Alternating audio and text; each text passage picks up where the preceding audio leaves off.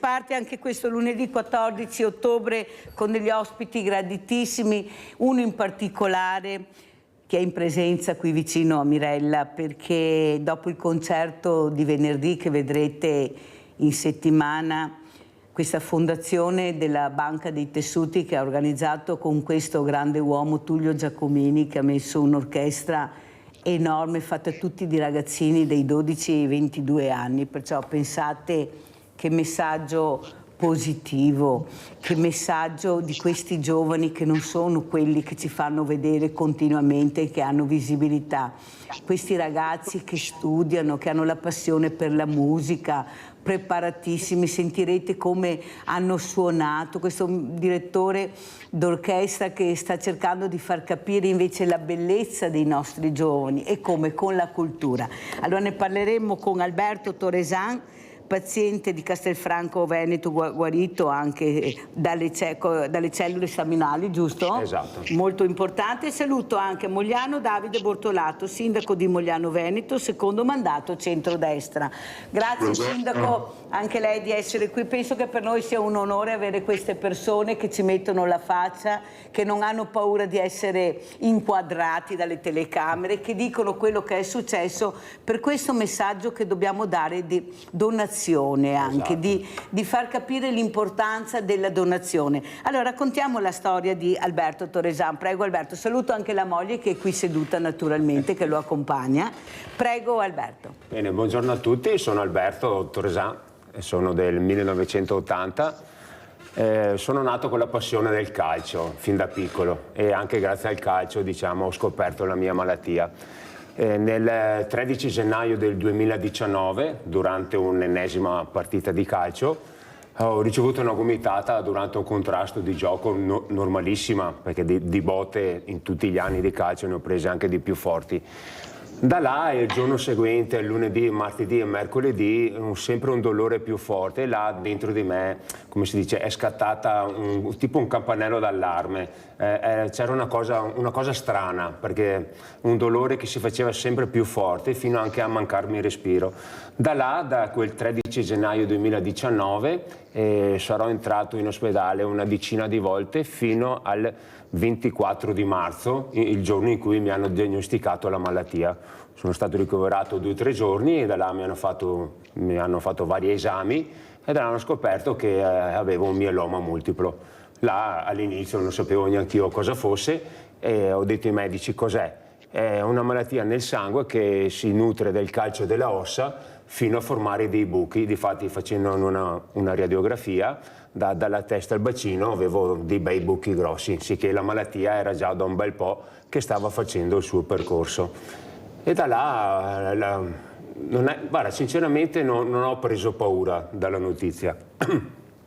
Da là la prima domanda che ho chiesto ai dottori è stata se c'era una cura, e loro mi hanno detto sì, c'è la cura. E là ho risposto subito, io ho detto cominciamo subito, perché ho detto prima cominciamo meglio è. Da là mi hanno ricoverato, ho fatto moltissime chemio, facevo una chemio una settimana per 4 ore, perché lo scopo era quello di portare il tumore più basso possibile, perché io avevo il tumore sul sangue sull'82%, era tumorale, cioè ero alla fine del 3° stadio, praticamente ero arrivato quasi alla fine. Da là, facendo queste chemio ogni settimana, lo scopo era quello di abbassare il più possibile, come ho detto, le cellule tumorali, perché il primo scopo per i medici era quello di fare 2 autotrapianti. Autotrapianti sarebbero raccogliere le mie cellule buone per dopo rinfonderle per vedere se il midollo riusciva a guarire. La cosa inaspettata è che sono andato avanti quasi un bel paio di mesi a fare queste chemie e siamo riusciti a portare il tumore quasi in remissione, vuol dire una cosa imprevedibile anche per i medici. Da là, che era il 2019, abbiamo preso appuntamento all'ospedale di Treviso per fare questi 2 autotrapianti. Uno l'ho fatto a marzo e uno l'ho fatto a giugno. Mesi prima però, sempre a Treviso, ho fatto la raccolta, dove vieni attaccato a una macchina, dove ti hai messo un tubicino qua sul braccio e uno di qua, dove il sangue entra in questa macchina, divide i globuli bianchi e i globuli rossi e si raccolgono le cellule buone. Io purtroppo, dietro alla gravità della mia malattia, che da 0 a 10 è tra 7 e l'8, perché quando viene fuori si manifesta, fa un disastro terribile nel mio corpo, abbiamo raccolto per 2 infusioni. E ho fatto queste infusioni, allora vengo ricoverato all'ospedale di Treviso, e l'autotrapianto di solito dura dai 15-20 giorni di ricovero, e là ho fatto la mia prima esperienza proprio di isolamento assoluto, anche perché nel 2020, fatalità, era proprio l'anno, proprio il primo periodo di Covid. Sì, che, perciò terribile? È terribile, esatto. Già facendo anche se non ci fosse stato il Covid, anche quando fai queste cose in ospedale non puoi vedere nessuno, perché sei dentro una camera sterile dove non possono entrare batteri, roba, perché stai facendo una cosa che, se dovessi prendere un batterio, mandi tutto in confusione, quello che stai facendo. Da là ho capito l'importanza di quando vieni chiuso proprio dentro una stanza, che ti tolgono proprio la libertà. La libertà, secondo me, è una cosa che sia ai giovani che agli anziani è una cosa che non puoi togliere, perché ti senti proprio imprigionato dentro un sistema che di natura non è tuo. Quindi è una cosa che dopo... Specialmente uno sportivo. Uno sportivo che è sempre all'aria aperta, voglio dire. E purtroppo questa cosa l'abbiamo provata tutti proprio a causa del Covid, quando ci hanno rinchiuso per 2 settimane a casa. Quanta gente ha detto come si fa a stare a casa, eppure noi pazienti ci tocca fare queste cose qua. E da là ho fatto questi 2 autotrapianti, sono andati bene, e dopo un annetto purtroppo la mia malattia si è ripresentata, mi ha preso verso la fine della colonna vertebrale, mi ha preso la spina dorsale, e là praticamente sono rimasto paralizzato per 5-6 mesi, dove non riuscivo più a comandare le gambe. Una brutta sensazione, però la mia voglia di vivere, secondo me, mi ha aiutato anche a questo, o anche forse anche lo sport che facevo, perché sono combattivo io, cioè sono uno che tipo alla domenica... Sei un guerriero. Sono un guerriero, sono uno che tipo alla domenica, se perdeva, non vedevo l'ora che arrivasse la domenica dopo per riscattarmi. Cioè la mia forza di volontà, non perché sono io, ma è sopra, secondo me, ogni cosa, voglio dire, per la voglia di vivere, e anche per stare sempre al fianco di mia moglie, voglio passare il più tempo possibile con lei. Ho tirato fuori doti nascoste che avevi. Che avevo. Senti Alberto, intanto ti ringrazio perché hai spiegato con parole molto semplici questa grave malattia. Però il messaggio che noi vogliamo dare, penso sia d'accordo anche il sindaco questa mattina, è che non bisogna mai perdere la speranza. No. Bisogna credere nella scienza, nella ricerca, bisogna non mettere i paletti, come qualcuno sta facendo e hanno fatto, mettendo in difficoltà queste persone, perché loro hanno bisogno di guarire, di essere sani, di uscire, di non trovare qualcuno che la pensa diversamente senza neanche capire cosa vuol dire avere certe malattie, riuscire a guarire. Dopo basta che trovi uno qualunque per strada che non ha capito invece l'importanza di seguire le regole che tutti dovremmo seguire per la comunità. Esatto. Non a caso ci chiamano il gregge, non a caso ci chiamano il gregge, che se il gregge sta bene stanno tutti bene. Esatto. Allora sindaco, l'importanza, io volevo chiederle di far passare questo messaggio, di essere vicina ad Alberto, ai tanti Alberti, a tante le persone che veramente ce la mettono tutta per guarire, di credere alla scienza, alla ricerca, di persone competenti, esperte, ma soprattutto di promuovere la donazione. Ecco, quello che io ho visto venerdì al Teatro Dal Monico, questo sold out con la Fondazione Banca dei Tessuti, che tanti non sapevano neppure che a Treviso c'era, pensate, ecco. Eppure poi ho sentito la difficoltà di questo presidente, di questa orchestra meravigliosa, di riuscire a esserci, di fare squadra. Ecco, lui era molto rammaricato perché molti paletti, ecco, lui chiede di fare squadra assieme a altre associazioni, ma non ci riesce.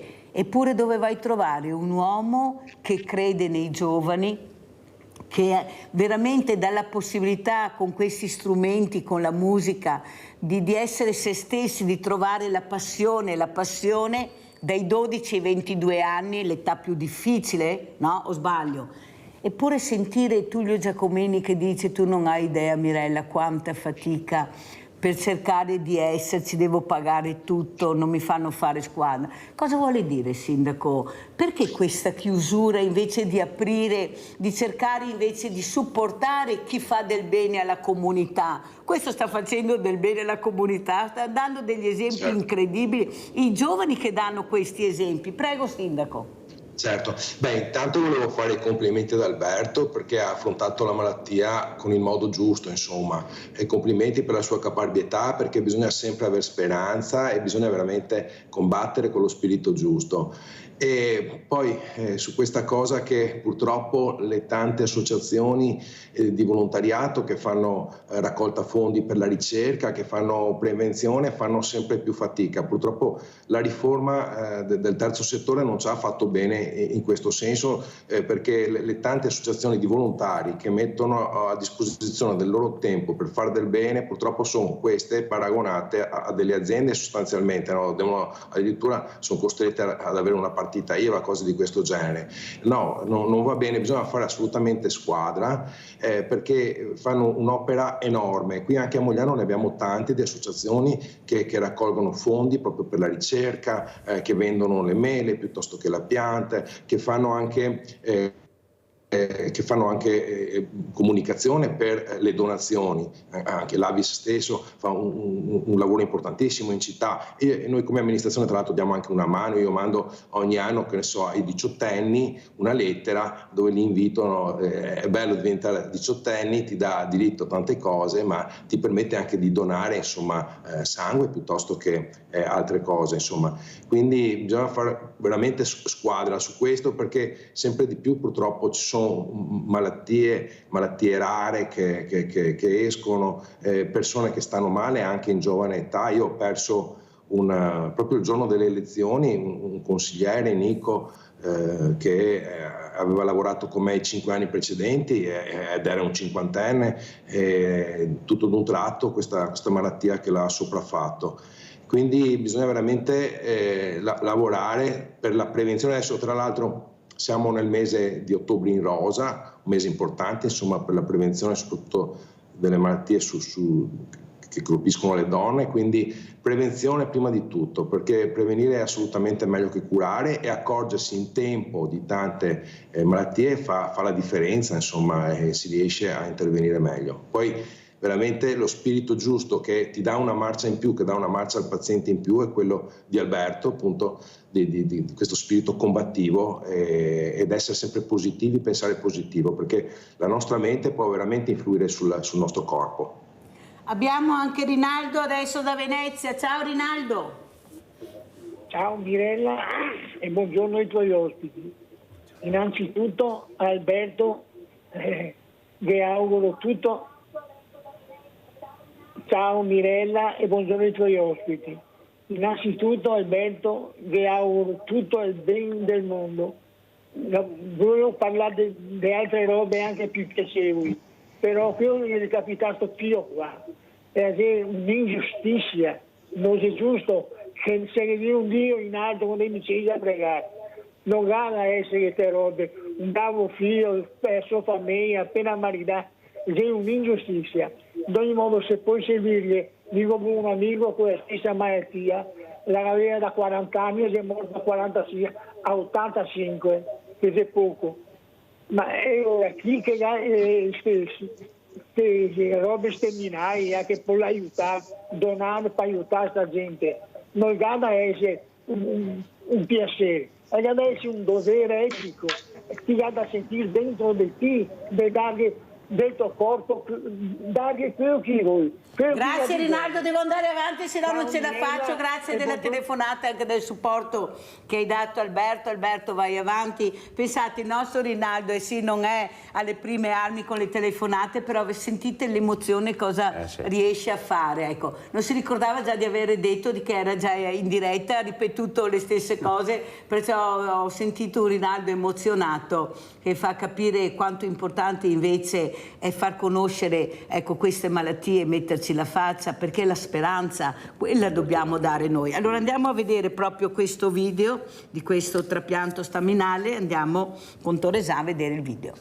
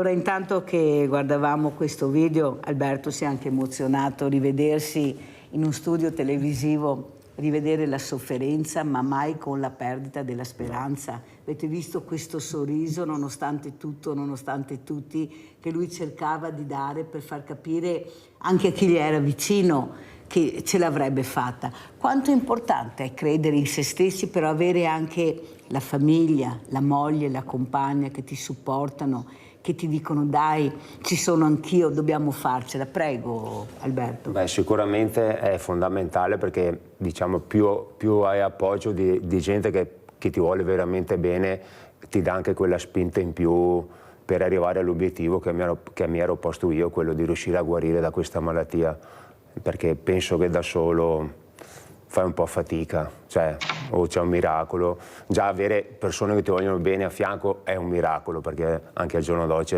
avere proprio degli amici, gente che proprio senti ti vuole bene, è un po' difficile, diciamo. Ce ne abbiamo sempre pochi di amici veri, e l'ho fatto soprattutto per loro. Senti Alberto, delle volte si critica l'ospedale, medici aggrediti, nessuno ha più pazienza di aspettare, non ci si rende conto che quando si entra in un pronto soccorso, quando ti prelevano il sangue, devono fare tutte le analisi, ci vuole tempo, non è che la risposta arrivi dopo 5 minuti, ma ho fatto ore. Sì, ma ti stanno anche curando, stanno cercando di capire cos'hai, cioè non è che tu vai là e loro ti guardano negli occhi e ti dicono cos'hai, hanno bisogno di fare degli accertamenti. C'è poca pazienza, poco rispetto. Ecco, abbiamo superato un po' l'asticella del rispetto, ecco, anche dell'etica, e forse gli esempi, anche qua lo chiedo anche al sindaco, politici sono devastanti. Guardiamo cosa succede in Parlamento, sindaco, queste risse, queste mega risse per un niente, ma come ci si può parlare, dialogare? Sono mariti, compagni, poi ci lamentiamo, dico tutte le mattine, delle baby gang, ma se questi sono gli esempi, cosa dice sindaco? Lei è anche un politico, poi oltretutto, prego. Sì, si è persa questa cosa del rispetto che va assolutamente insegnata ogni giorno ai nostri figli. Io lo vedo anche qui con chi si approccia in comune. Ho anche cittadini che si arrabbiano perché devono aspettare troppo per parlare col sindaco. Mamma mia, bisogna avere pazienza. Anche questo è un altro concetto che a me non va più di moda, insomma, anche perché o chi si avvicina agli sportelli per fare delle pratiche, dei certificati, insomma c'è poca pazienza. Abbiamo dovuto anche prendere provvedimenti su questo, perché venivano a volte anche aggredite le nostre impiegate, quindi va assolutamente ribadito, insegnato il concetto del rispetto, anche vediamo nei confronti di autisti dei mezzi pubblici, o anche di medici, insomma, medici, infermiere, insomma. Io ho capito che sono lavori dove queste persone si mettono al servizio del cittadino, però il cittadino non può pretendere troppo, deve insomma avere, ecco, più pazienza, più rispetto di queste figure, di queste persone che lavorano per la pubblica utilità, insomma per il pubblico servizio. Abbiamo delle bellissime professionalità all'interno dei tanti comuni, ma anche all'interno della nostra ASL di Treviso, oltre che professionalità dal punto di vista di una medicina avanzata sempre di più, con interventi che vengono fatti qui nella nostra ASL 2 di tutto rispetto, interventi che hanno segnato anche dei veri e propri record, ma abbiamo anche tanti OS, infermieri, impiegati, medici che lavorano con il cuore, insomma, e quindi vanno rispettati in quello che fanno. Ci vuole più pazienza, ecco, più comprensione, insomma non si può pretendere. Il Covid forse ci ha rovinato un po' in questo. Il Covid ho visto che ha innalzato un po' la tensione generale su alcune questioni, e purtroppo, ecco, adesso non dobbiamo generalizzare, non è che tutti quanti hanno perso la propria pazienza e non hanno rispetto. C'è purtroppo qualcuno però che esagera e oltrepassa appunto la linea di quello che è il rispetto. Senta sindaco, lei ha detto una parola importante, servizio al cittadino, ma la politica dovrebbe essere al servizio del cittadino. Questo cittadino che è diventato esasperato non a caso, perché non ha le risposte che lui chiede, lui elegge il politico per cercare di migliorare la qualità della vita della comunità e di tutti noi. E invece le risposte non sono arrivate. Noi abbiamo i servizi essenziali che mancano. Io ho tutte le mattine, o quasi, e se non chiamano mi mandano dopo i messaggi di persone sole. Anche stamattina ho dovuto chiamare un sindaco per dire: guarda che hanno chiamato, controlla la situazione, perché è una situazione che a mio avviso non dovrebbe esistere. E lui mi ha ringraziato e mi ha detto: hai fatto bene a chiamarmi. Ma non è Mirella che deve chiamare i sindaci e allora ci si muove, si va a vedere il caso. Ci sono persone pagate che dovrebbero fare questo. Il problema è che sono poche, molte non sono preparate, sono incompetenti. Abbiamo ancora i servizi sociali che chiudono il venerdì alle 13, sabato e domenica arrangiati, tanti telefoni di ascolto, centralini, ma non si riesce a avere risposta. Basta vedere cosa sta capitando con i suicidi, con la solitudine. Eppure, sindaco, voi siete gli unici nel pezzo, siete gli unici dove il cittadino ci può rivolgere, dove cerca di avere una risposta, anche se non arriverà, ma almeno qualcuno l'ha ascoltato. Ecco, questa arrabbiatura, questa aggressività è dovuta ad anni ed anni di non ascolto, di non aver messo nel territorio quello che serviva per dare risposte al cittadino. Non ci sono case, non ci sono più infermieri, medici, insegnanti. Cioè il nostro paese, eravamo la quarta potenza mondiale, ma dove sono finiti? Hanno svenduto il paese, sindaco. Questi ci hanno svenduto, e parlo della politica a 360 gradi. Non è che possiamo dare la colpa all'ultimo governo o al penultimo governo. Questo è un male in assoluto che invece di migliorare politicamente è peggiorato giorno dopo giorno. Milioni e milioni di opere investiti su opere assurde, non necessarie, invece di dare servizi alla persona. Capisce il sindaco che continuano a svendere il paese nel silenzio totale di tutti? Operai licenziati dalla mattina alla sera, magari con un semplice SMS. Essere ammalato e non avere i soldi per curarsi, cosa fai? Dove vai? A chi ti rivolgi? Sindaco, questa è la politica che vuole il cittadino, il bene comune, la certezza della pena. Le segreterie del partito, caro sindaco, se uno sbaglia in Parlamento e si comporta male, deve essere automaticamente tolto, levato, espulso. Vedrete che non ci sarebbero più queste liti, perché a Caregas è molto più importante. La Carega rende. Vorrei vedere io se li eliminassero, se continueremo a vedere certe liti. Perché secondo lei, sindaco, non si riesce a capire invece l'ascolto che dovrebbe avere la politica nel rispetto del cittadino italiano? Parlo di tutti, perché siamo da nord a sud, a est a ovest con gli stessi problemi. Guardate, quelli sono. Prego sindaco, chi più chi meno. Sì, poi non bisogna neanche qui generalizzare, perché ci sono tanti politici bravi, tanti sindaci a servizio dei loro cittadini che veramente fanno ore e ore nel proprio municipio per risolvere i problemi, per ascoltare i cittadini. Insomma, non bisogna generalizzare, si sta facendo tanto, insomma si è fatto tanto, anche adesso si stanno facendo dei tagli a livello centrale per i comuni, perché la situazione purtroppo è quella che è, la conosciamo, insomma, però quello che non viene tagliata è la spesa sociale, ad esempio, e ci stiamo impegnando adesso, tra l'altro. Le ASL perdono la seconda S, no? Mantengono i servizi sanitari, e la parte più sociale arriverà in campo i comuni con le ATS, e c'è questo cambio, insomma, epocale. In Veneto avviene dopo anche che è avvenuta questa cosa in altre regioni, quindi i comuni saranno i primi protagonisti nel campo del sociale. Io parlo per il mio comune, insomma, abbiamo aumentato di una unità il numero di assistenti sociali, adesso ne abbiamo 5 per 28.000 abitanti, insomma è un buon numero, ma un numero che serve, perché purtroppo sempre di più, insomma, c'è c'è bisogno che il pubblico, che il comune intervenga su tante situazioni difficili. E anche il bilancio dei comuni deve sempre avere attenzione su questo, attenzione sul sociale, e noi recentemente abbiamo fatto anche delle variazioni, abbiamo fatto tutta una serie di bandi proprio per aiutare le famiglie in difficoltà e non lasciare nessuno indietro, bandi che aiutano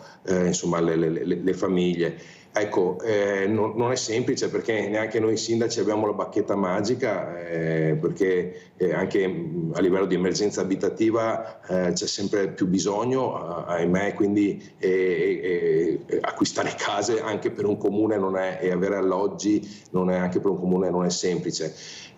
Purtroppo sì, a volte si rimane delusi dalla politica, perché vediamo qualcuno che fa il furbo, che fa i propri interessi invece di quelli della comunità. Vediamo che si fa fatica a cambiare certe cose, ma perché in Italia abbiamo anche un sistema molto molto complesso a livello normativo, e a volte si fa veramente fatica a semplificare e a fare in modo che certe cose vadano nel verso giusto. Comunque io vedo insomma che c'è una classe dirigente buona in generale, anche e soprattutto qui in Veneto, nella provincia di Treviso, nella provincia di Venezia, in provincia di Padova, insomma si sta lavorando bene per i nostri cittadini, ecco, e ricordo insomma bacchetta magica non ce l'abbiamo neanche noi. No, non è questione di bacchetta magica, è che se vi dessero più fondi, inutile bacchetta magica, sindaco, basta che vi diano più fondi e voi sapete come impiegarli. I fondi ci sono ma vanno dalle altre parti, non si tratta di bacchette magiche, di capire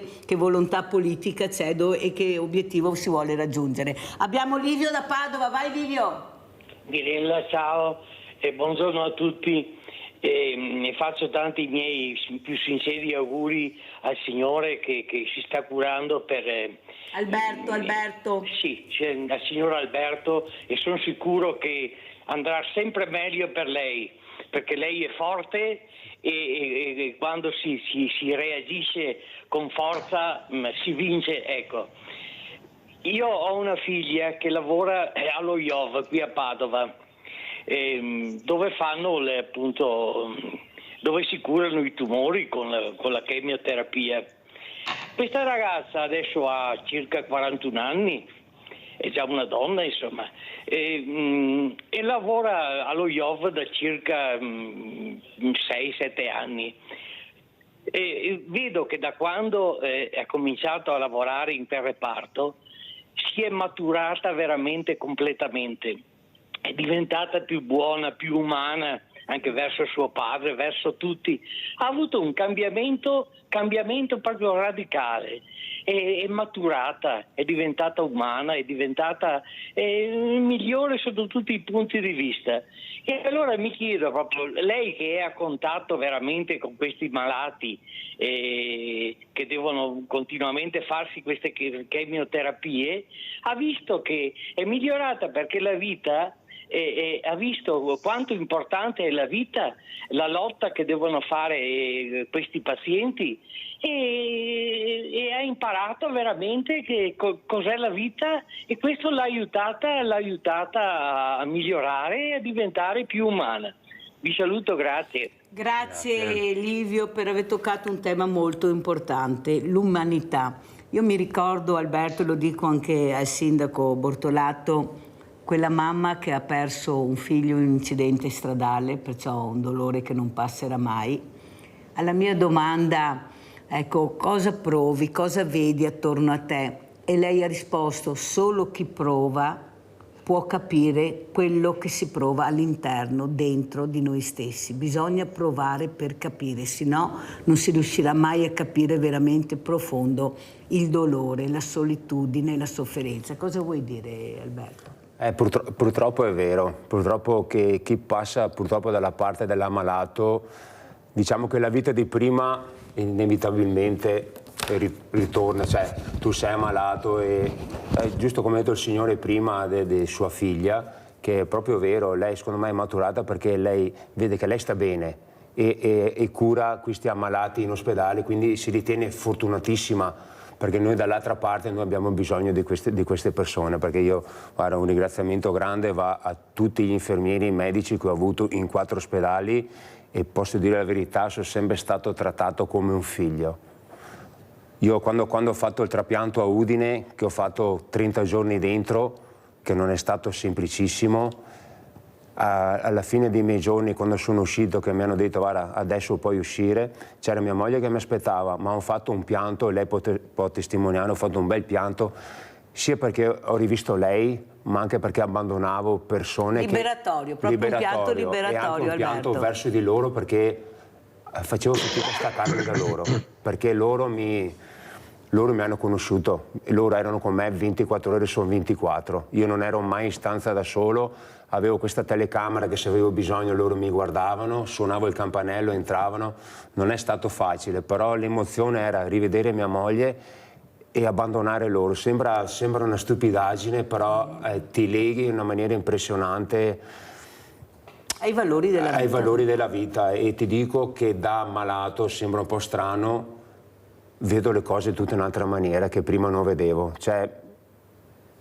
mi ritengo a volte fortunato di aver fatto questa esperienza. Bisogna star male per capire cosa vuol dire star bene. Però non sarebbe giusto. Però se ti tocca, sembra che ci sia qualcosa di giusto che gira bene. Poco. Il sindaco Bortolato è ottimista e fa anche bene nella politica. Io penso che non meritiamo certa politica, non tutta politica, certa politica, sindaco, perché siamo brave persone da nord a sud, da est a ovest. Ce la mettiamo tutta anche per migliorare il paese, per fare comunità. Basta vedere il mondo del volontariato cosa riesce a fare, quello che non riesce a fare la politica, caro sindaco. Se non ci fosse il mondo del volontariato, anche per voi sindaci, no, dura, 5 volte dura sarebbe, perché basta alzare il telefono e il volontario arriva, non chiede soldi, è là che ti mette le pezze dove mancano, dove non sapresti come fare. Però è molto importante anche capire, sindaco, che questo cittadino è arrabbiato e stanco. Ecco, il cittadino che vuole una certezza della pena, vuole sicurezza, vuole vivere normalmente alla fine. Siamo il paese con gli stipendi più bassi. Ecco, non diamo valore all'operaio, l'operaio che è la spina dorsale dell'azienda. Non lo paghiamo e paghiamo quelli che alla fine lavorano meno di tutti. In Italia si paga quelli che non lavorano e quelli che lavorano non si pagano. Questa è la verità, sindaco. Secondo lei c'è la volontà politica per migliorare? Ecco, c'è questa voglia di fare squadra per il bene dell'Italia, per la comunità? Prego, sindaco. Non sempre, purtroppo, perché purtroppo si perdono di vista tante volte le vere priorità, che sono quelle che dicevi tu, Mirella, e si vedono altre cose secondarie, altre cose che magari fanno più consenso, che servono per tornaconto elettorali. Invece le priorità, insomma, le ben detta, ecco, e insomma è brutto a volte vedere, ecco, colleghi, insomma, gente che si occupa della pubblica amministrazione, insomma, pensare o fare di tutto, ma non per soddisfare il cittadino, per dare una maggior sicurezza al cittadino, per una certezza della pena, come dicevi tu, per offrire servizi di qualità, insomma, o opere pubbliche che servono, ma magari si fa altro. Ecco, poi tornando un po' al discorso che si faceva prima, è brutto veramente che ci accorgiamo, insomma, dei sentimenti veri e delle necessità vere solo in caso di malattia o in caso di lutto. Insomma, bisogna che recuperiamo un po' questa cosa di non pensare, cioè non provare certe situazioni negative per capire quelli che sono i valori veri, quindi la famiglia, come si diceva prima, i rapporti, i bei sentimenti. Ecco, quindi bisogna assolutamente continuare sulla strada del benessere del cittadino a 360 gradi, ecco. È il benessere del cittadino e anche il benessere della televisione, perché dobbiamo andare in pubblicità se vogliamo il benessere pubblicità.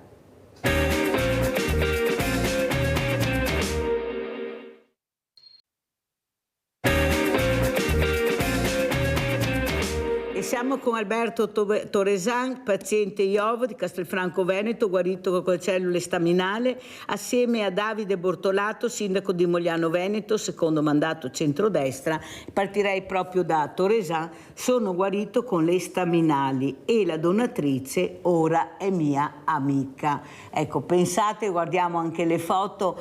Cosa vuoi dire? Ecco, questa donatrice e questi donatori che in silenzio salvano le vite, danno il modo di vedere proprio il mondo e la vita in maniera diversa. Se non ci fossero dovremmo forse inventarli nel vero senso della parola, mai finire di dire grazie. Cosa vuoi dire? Tu che hai provato e questa donatrice è diventata tua amica. Prego Alberto.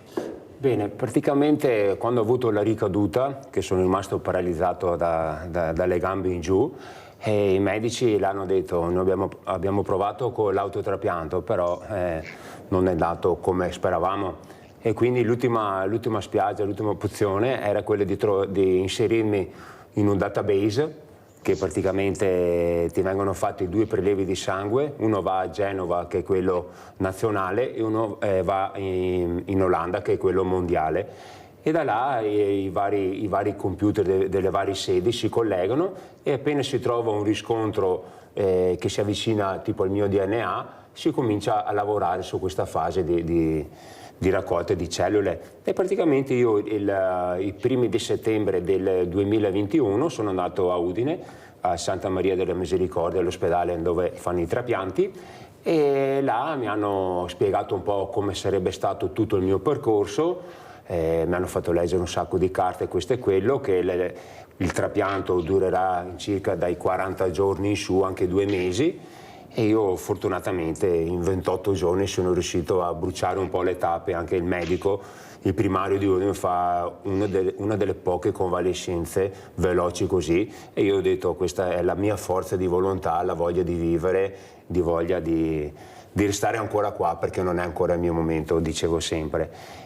Ringraziare le donatrici, tutti quanti, è fondamentale perché nelle nostre malattie, senza loro che ci donano le loro cellule buone, sì, puoi andare avanti ancora un po' di tempo con le chemio, ma sappiamo che anche le chemio automaticamente ti distruggono. Allora da là, quando sono andato i primi di settembre, alla fine della conversazione con i primari medici, ho fatto la classica domanda, gli ho detto ma entro quanto tempo riuscite a trovarmi un donatore? Guarda, se tutto va bene, all'incirca 3 mesi, sicché da settembre ho detto per fine anno me lo trovano. I primi di dicembre ero a casa con mia moglie, avevo memorizzato sul telefono centro trapianti di Udine, i primi di dicembre mi arriva questa telefonata, ho fatto un sorriso grande, sia io che mia moglie, e ho detto dai che l'hanno trovato. Purtroppo non era tipo la risposta che aspettavo. Non era compatibile? No, non era compatibile. E il mio DNA era un po' più complicato di quello che pensavano, sicché mi ha detto mi sa che dobbiamo slittare alla primavera dell'anno dopo. Da là io sono uno di mio che se uno mi promette una cosa la mantieni oppure non dirmela, e da là mi sono un po' tra virgolette mi sono arrabbiato. Io ho detto no, voi mi avete fatto una promessa, voi mi avete detto che entro fine anno mi trovavate un donatore. Il 28 dicembre mi richiamano e hanno trovato una donatrice. Di questa donatrice, siccome queste cose restano sempre anonime, quello che ho potuto sapere è che è una donna che abita in Argentina. E da là praticamente mi hanno detto appena si libera un posto, perché posso anche dirlo, siamo in tanti che abbiamo bisogno, sì che anche i posti sono pochi. Perciò l'appello è anche questo, l'appello è anche questo, esatto, donare, ma qualsiasi cosa, donare cellule, anche sangue, perché io in vari anni ho fatto anche molte trasfusioni di sangue, anche quelle sono fondamentali, e tutto serve, quello che uno dona tutto serve. E da là praticamente sono entrato il 24 marzo del 2022, e il 31 marzo, come abbiamo visto il video, sono arrivate dall'Argentina in aereo le cellule mie per vivere. Quindi ascolta Alberto, quando hai fatto questo trapianto con le staminali, dentro di te hai pensato anche a questa donatrice, ai donatori in generale, guarda che dono grande fanno, e noi non riusciamo neanche a dire abbastanza grazie. Abbiamo paura anche di capire, di sapere, di metterci la faccia a volte, eppure ci sono questi donatori che in silenzio salvano tante vite umane. Perciò io penso che proprio un grazie deve essere infinito a queste persone che veramente, senza anche nessun perché, ma sentono il desiderio di donare, di far rivivere gli altri. Prego Alberto. Sì, un grazie sì, è quello che puoi dire, però ci vorrebbe un po' più di un grazie.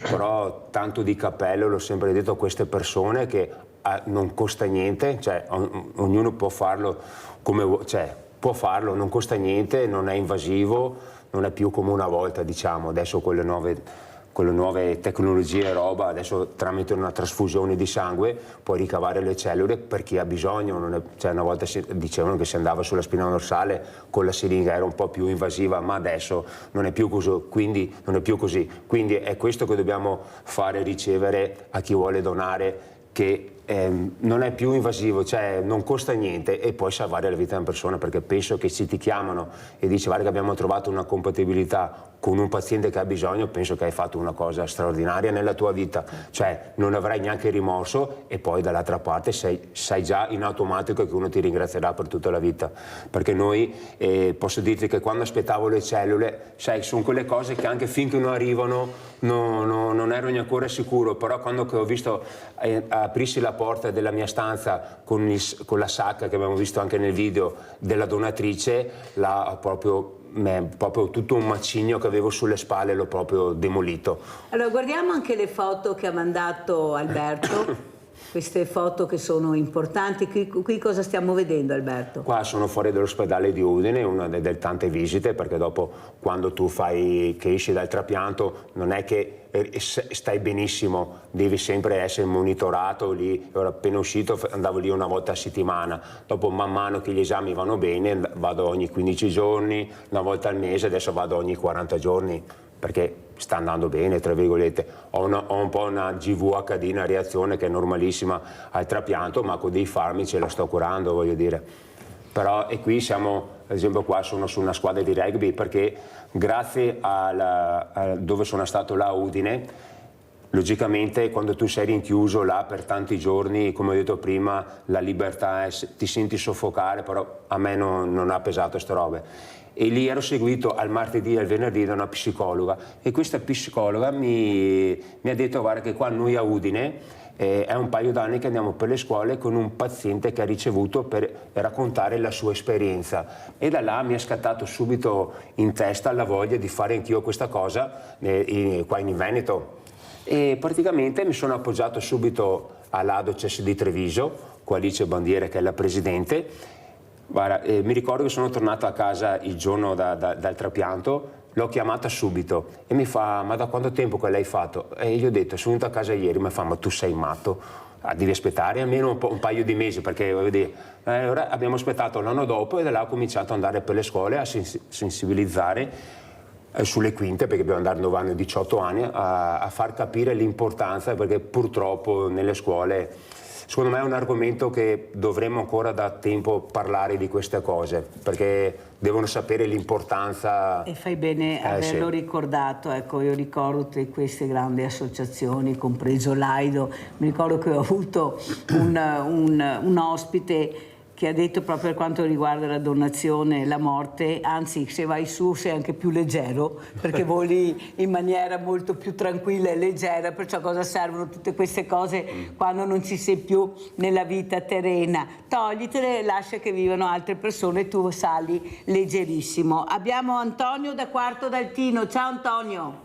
Ciao Mirella, ciao tuo ospite, e a cui formulo i migliori auguri di una salute migliore sempre, e anche per il sindaco Bortolato, che come il nostro sindaco di Quarto d'Altino e come i sindaci intorno a tutto il Veneto, dico io, da Mario Conte ad altri, stanno lavorando sulla base di ogni necessità, e soprattutto il motto antico che mi dicevano i miei genitori: ricordati che dalla goccia si forma il litro, perciò non disperderla.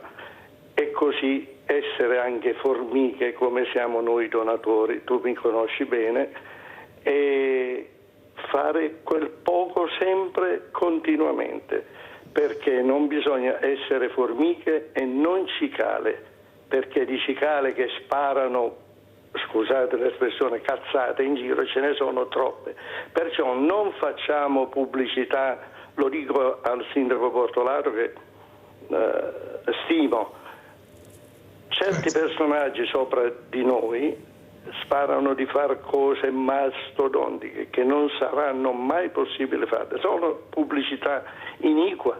La cosa più bella la facciamo noi quando ci si ritrova, come siamo stati ieri a Silea con l'Aido, come facciamo sempre. E io sono avicino e donatore anche di organi, sperando di poterlo fare non il più lontano possibile perché la mia salute è buona, ma essere di continuità per una parola anche di conforto a tutti quanti. A te dico sempre grazie per quello che fai e quando ci si incontra siamo sempre con un sorriso. Grazie Mirella, auguri al suo ospite e auguri anche al sindaco Bortolato per quello che fate. Grazie caro Antonio, grazie della telefonata, di questa vicinanza. Sindaco, forse quello che ha detto Alberto Torresà è molto importante, bisogna andare nelle scuole. Io invece sto facendo un altro percorso, spero con i direttori generali, ne ho parlato diverse volte in trasmissione, vorrei sentire poi anche Alberto cosa ne pensa, soprattutto anche lei sindaco. Io sono convinta che ormai non li intrighiamo più di tanto all'interno delle scuole. Io sono convinta che dobbiamo portare questi ragazzi all'interno degli ospedali a parlare con queste persone molto competenti, molto preparate, che possono spiegare anche un percorso di storia all'interno degli ospedali. Perché vede sindaco, quando si entra in un ospedale non sei più nella realtà che vedevi 5 minuti prima. È un'altra realtà, senti un profumo diverso, vedi cos'è la paura, la disperazione, vedi la tristezza, la malinconia, vedi il lato peggiore della vita quando uno sta male. Ecco, forse siccome questi ragazzi vogliono emozioni forti, iniziare anche con queste emozioni all'interno di queste enormi sale convegno che ci sono negli ospedali, ecco, farli parlare, farli vedere certi video, responsabilizzarli. Io sono convinta che le lezioncine in classe ne abbiamo fatte talmente tante, ma i risultati non sono arrivati, non ci sono, non abbiamo giovani volontari, pochissimi. Forse dobbiamo intrigare di più questi ragazzi, responsabilizzandoli anche nell'ascolto, ma nella sede adatta. Prego, sindaco Bortolato. Sì, vedere, no, toccare fa sempre la differenza, sicuramente per i ragazzi serve di più che ascoltare in classe una persona, ma comunque le testimonianze, anche questa che sta portando Alberto, oggi qui da te Mirella, ma anche in generale nelle scuole, nelle associazioni sportive, le testimonianze di chi ha sofferto, di chi ce l'ha fatta, insomma, sono importantissime, sono fondamentali. Io ringrazio Alberto di questo, ma anche il signore che ha chiamato prima, perché in questa società, no, dove ognuno pensa a se stesso, dove l'egoismo tante volte imperversa, la testimonianza di quanto importante sia anche la donazione è fondamentale, no? E bisogna continuare a lavorare su questo, perché parlavo l'altro giorno anche con il presidente locale dell'Avis e mi diceva: guarda, siamo in difficoltà, abbiamo poca raccolta, quindi bisogna continuare a lavorare, continuare a dire che servono le donazioni, ma servono agli altri, ma soprattutto anche a se stesso, perché le persone che donano poi stanno bene, insomma, quindi è una bellissima cosa quella del dono. E è importante appunto che chi ha sofferto, chi ha avuto bisogno, come Alberto che testimonia questa cosa, è importantissima, è bellissima, e bisogna continuare a lavorare su questo. Io ringrazio anche tutte le associazioni che fanno questo, che fanno sensibilizzazione per la donazione o raccolta fondi per la ricerca, e ce ne sono tante, veramente tante di associazioni. Anche qui a Mogliano abbiamo fatto una festa recentemente, una festa delle associazioni, eravamo veramente in tanti, e poi tornando a quello che si diceva all'inizio, è importante far rete tra tutte queste associazioni, con le istituzioni, con il comune, con la ASL, e abbiamo fatto proprio questa festa per creare rete, fare rete tra le tante associazioni. Abbiamo fatto questa festa dove non c'erano solo associazioni che si occupano di sociale o di sanità, ma c'erano anche associazioni sportive, associazioni culturali, associazioni che si occupano di ambiente, e abbiamo fatto un gioco. Le abbiamo unite queste associazioni, abbiamo fatto delle coppie, e la sfida è quella di far fare a queste un progetto comune. Quindi bello, magari abbiamo messo insieme l'associazione sportiva con l'associazione che si occupa di raccolta fondi per i tumori piuttosto che per altre cose, e è bello perché adesso stanno nascendo bei progetti proprio su questo. Mi viene in mente un progetto, allora abbiamo unito un'associazione di ragazzi autistici, di genitori di ragazzi autistici, con un'associazione di calcio, e allora stanno organizzando un torneo di calcio con i ragazzi, bellissimo. Insomma, bisogna continuare su questa strada della buona testimonianza, del far rete, perché è importantissimo. Lei lo sa benissimo perché mi aveva mandato anche il suo assessore, che tutto è partito da Sport Senza Barriere e dalle associazioni, incontrano le associazioni che abbiamo creato a Villa Margherita Inclusiva, proprio per far capire l'esigenza di incontrarsi, perché tuttora abbiamo associazioni di serie A e associazioni di serie B, per non parlare della C e della D. Invece dobbiamo capire che non deve esserci re la regina, ma dobbiamo fare squadra tutti assieme per migliorare la comunità. È inutile che ci vantiamo di essere in tanti nel mondo del volontariato se poi troviamo l'anziano morto in casa o la signora che chiama Media Nord-Est per avere aiuto, vuol dire che proprio non ci siamo, troppa privacy che non esiste, ecco, servizi sociali molto carenti, molto latenti. Sindaco, l'ho detto anche prima, in base alle esigenze che ci sono, una popolazione che sta diventando diversamente giovane, con tante patologie, che ha bisogno di risposte, giovani, molti suicidi, perciò capisce che forse la politica, e qua lo dico Sindaco, ecco, perché è stata lei che ha messo la burocrazia, il Parlamento, ecco, è là che nasce il tutto, devono capire che forse bisogna cambiare registro, perché così non possiamo andare avanti. Sono persone che non possono aspettare una vita per avere delle risposte, sono persone che hanno diritto di essere ascoltate e di dare loro quello che gli aspetta di diritto. Allora, Torresan, cosa vuoi dire in base a questi ragazzi che ho detto io? Forse li intrighiamo poco, tante ore a scuola, ma invece la visita all'ospedale è una, te la ricordi, hai visto qualcosa, ti hanno spiegato qualcosa che ti rimarrà dentro. Cosa dici, Alberto? Guarda, quando che vado sulle classi, guarda, quando praticamente vado io con la presidente Alice Bandiera dell'ADOCES e anche un medico a volte. Ora, l'inizio della nostra ora partiamo con cosa sono le cellule staminali, l'importanza, da che età si può donare, e dopo alla fine di questa presentazione parlo io.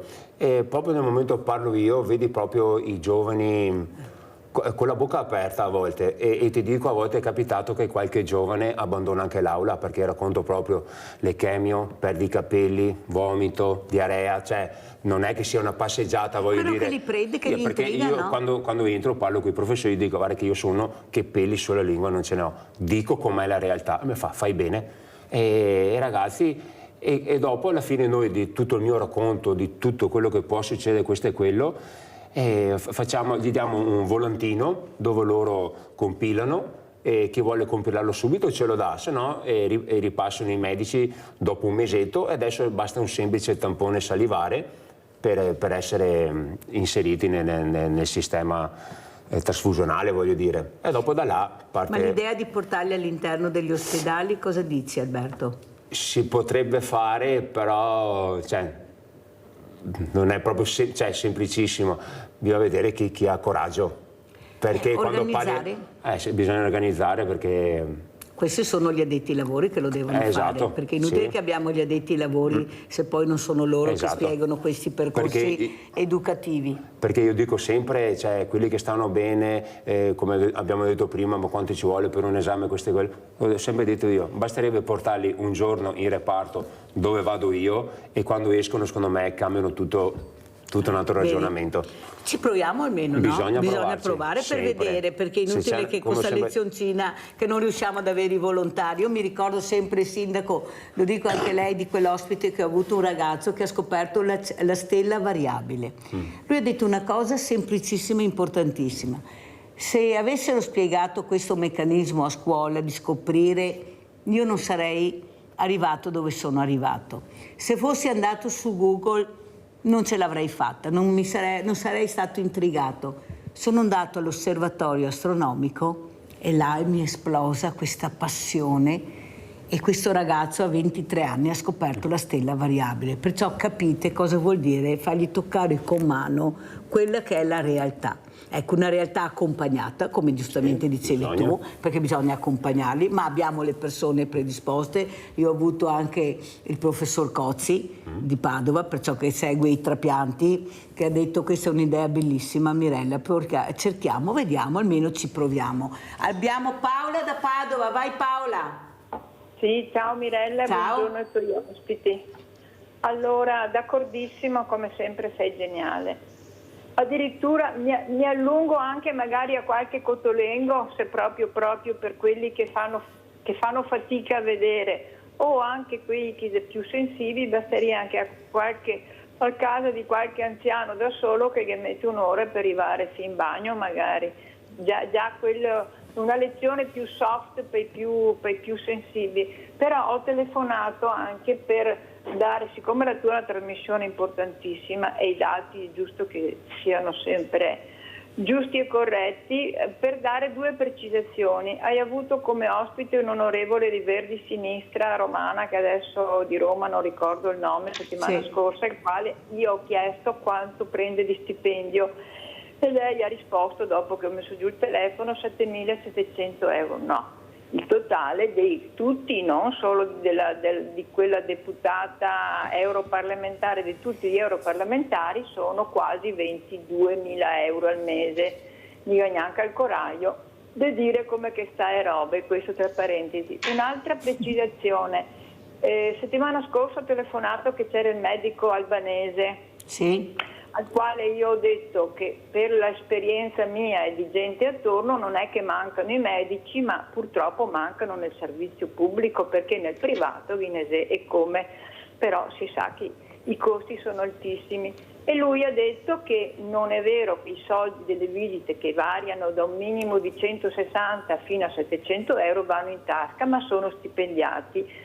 E tu hai detto bisogna vedere appunto cosa c'è dietro. Allora è lui che forse in Albania, non lo so, non so mai sta, ma in Italia la cifra che uno paga per la visita privata dipende se ha l'ambulatorio suo privato, che va giustamente in scarsea al dottore, ma se è in strutture poliambulatorie o case di cura private o anche accreditate, dal 70 all'80%, e te lo do per certo, questo dato va giustamente o non giustamente in tasca al professionista. Poi e l'altro 20% è la struttura, questa è la media. La cifra oltretutto non è vero che la decide la struttura, la decide il professionista. E questo succede anche nelle visite private intermedie degli ospedali. Quando si va nella visita privata il 70-80%, dipende da quanto hanno concordato, va in tasca al professionista. Ripeto, forse lui avrà parlato per l'Albania, ma in Italia funziona così. Ho ritenuto giusto dare queste informazioni perché la tua è una trasmissione troppo importante. Ringrazio infinitamente, saluto e resto in ascolto per imparare sempre tanto. Allora Paola, ti ringrazio di questa telefonata. Allora, io devo ancora capire realmente gli stipendi degli onorevoli, dei parlamentari, degli assessori regionali, perché ognuno dà una cifra diversa. Il problema è che si possono anche vedere, chi ha detto i lavori lo sa, ma pensate quanta gente a casa che non riesce a vedere perché non è abituata con questa nuova strumentalizzazione a conoscere, e perciò che crede a quello che dicono. Come dice Paolo, i numeri sono molto diversi, bisogna vedere che numeri danno, perché noi ormai diamo i numeri, perché abbiamo fatto una confusione che non c'è niente da fare. Ecco, Sindaco, ecco, questa trasparenza che dovrebbe esserci, ecco, questa anche a livello anche amministrativo, ad esempio abbiamo avuto questi allagamenti, abbiamo visto queste tragedie per le famiglie poverette che si devono rimboccare le maniche, chissà se mai arriveranno questi rimborsi, come ha detto qualcuno, un sindaco addirittura, guarda Mirella, non sono ancora arrivati. Ecco, forse bisogna dare i numeri. Io ho incassato tanto, ho fatto questo, ecco, tutti questi consorzi, questi enti che non si riesce bene a capire, ma perché non c'è la trasparenza, Sindaco? La trasparenza dovrebbe essere dovuta su quello che viene fatto dall'amministratore, dall'ente, perché alla fine il cittadino paga le tasse, è anche giusto capire. Prego, Sindaco Bortolato. No, secondo me la trasparenza c'è, è che ce n'è talmente tanta che non si trova quella che serve, cioè, mi spiego meglio. Sì, sarà meglio, Sindaco. Se andate in tutti gli enti pubblici, comuni, province, regioni, nel sito internet hanno una sezione che è la sezione della trasparenza, dove si trova tutto, gli atti che vengono pubblicati, trovate la dichiarazione di redditi del sindaco, di tutti i consiglieri, trovate tutta una serie di dichiarazioni. No, qualcuno non la mette, Sindaco, diciamo la verità, non di tutti i consiglieri, chi riesce a mettere vuole metterla. Prego, prego. Perché poi c'è chi si rifiuta, tra l'altro rischiando anche perché ci sono delle sanzioni. Ecco, ma secondo me c'è tanta roba, perché poi quando ti serve quell'atto, quella cosa per sapere, per capire, fai veramente fatica a trovarla. E che poi tutta questa trasparenza sì, è importantissima, un sindaco deve spiegare quello che fa, un politico deve spiegare quello che fa e ad esempio l'impegno nostro in questi 5 anni da quando amministro è proprio quello di informare i cittadini con una rivista che arriva casa per casa, abbiamo creato un canale WhatsApp dove spieghiamo cosa facciamo, nel sito internet continuiamo a mettere comunicati eccetera. Ecco, questo è importantissimo, insomma, spiegare quello che si fa, però ecco, tutta questa trasparenza anche nei siti è stata ed è voluta da chi ha fatto la norma per evitare che succeda che qualcuno faccia le furberie. Però purtroppo non basta solo la trasparenza, perché vediamo che chi vuole purtroppo le furberie le fa lo stesso, insomma serve una etica, ogni amministratore deve avere una etica importante, perché a disposizione, insomma si mette a disposizione della comunità, maneggia soldi della comunità, dei cittadini, quindi ha una responsabilità enorme su questo, ecco.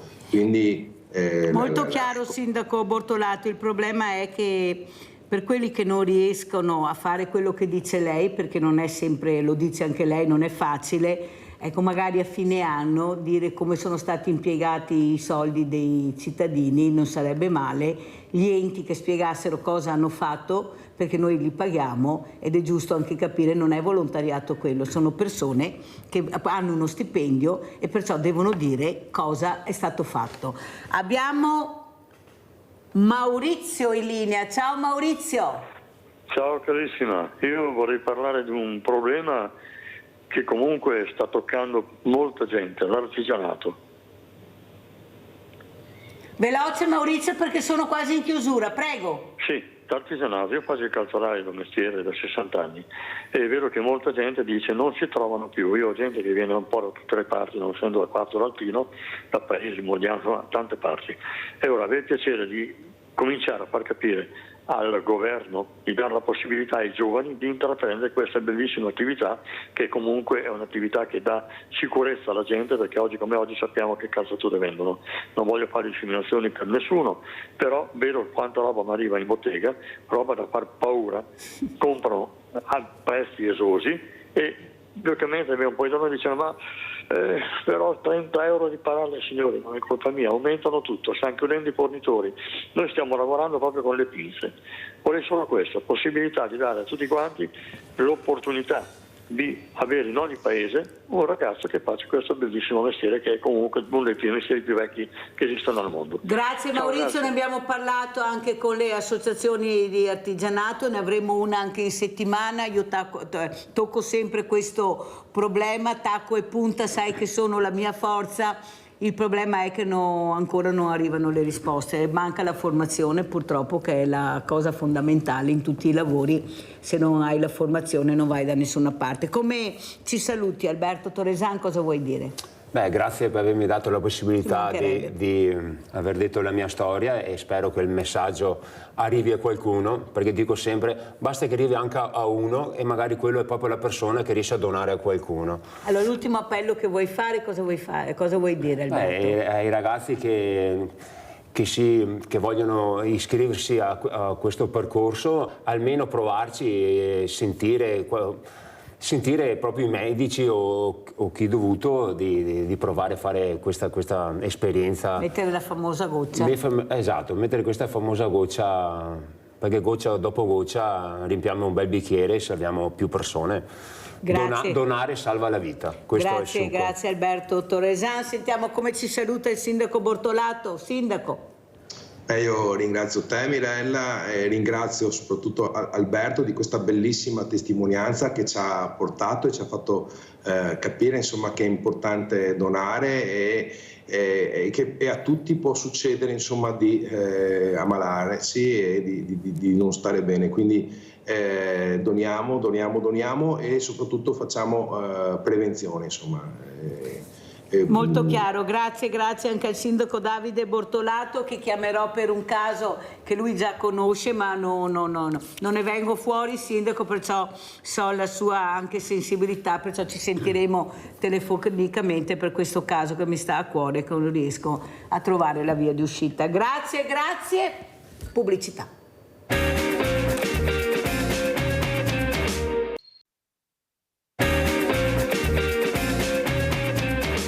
Altri due graditi ospiti, abbiamo in presenza Guerino Bertocco, assessore alla protezione civile, allo sport e alle associazioni del comune di Saigareda. Grazie assessore Bertocco di essere qui questa mattina, un grande evento, poi sentirete a Saigareda. Saluto anche da Belluno Andrea De Bernardin, autore del libro Diario di un sindaco, segretario provinciale Lega Belluno. Grazie veramente segretario, adesso devo chiamarla segretario, non più sindaco, è un segretario tosto, un segretario che non ha voluto fare il terzo mandato da sindaco, ha detto no, io vado a casa e faccio qualcos'altro, però rimanendo sempre in politica e come fa e faceva anche da sindaco, cercare di fare del bene alla comunità. Questo è molto importante, poi vedremo anche il libro. Allora io partirei proprio con questa locandina, poi sentiremo anche il segretario De Bernardin. Gruppo Volontari di Protezione Civile Proloco organizzano sabato 19 ottobre 2024 cena di solidarietà per i comuni alluvionati. Allora, perché li ho invitati questa mattina? Per l'importanza della parola comunità.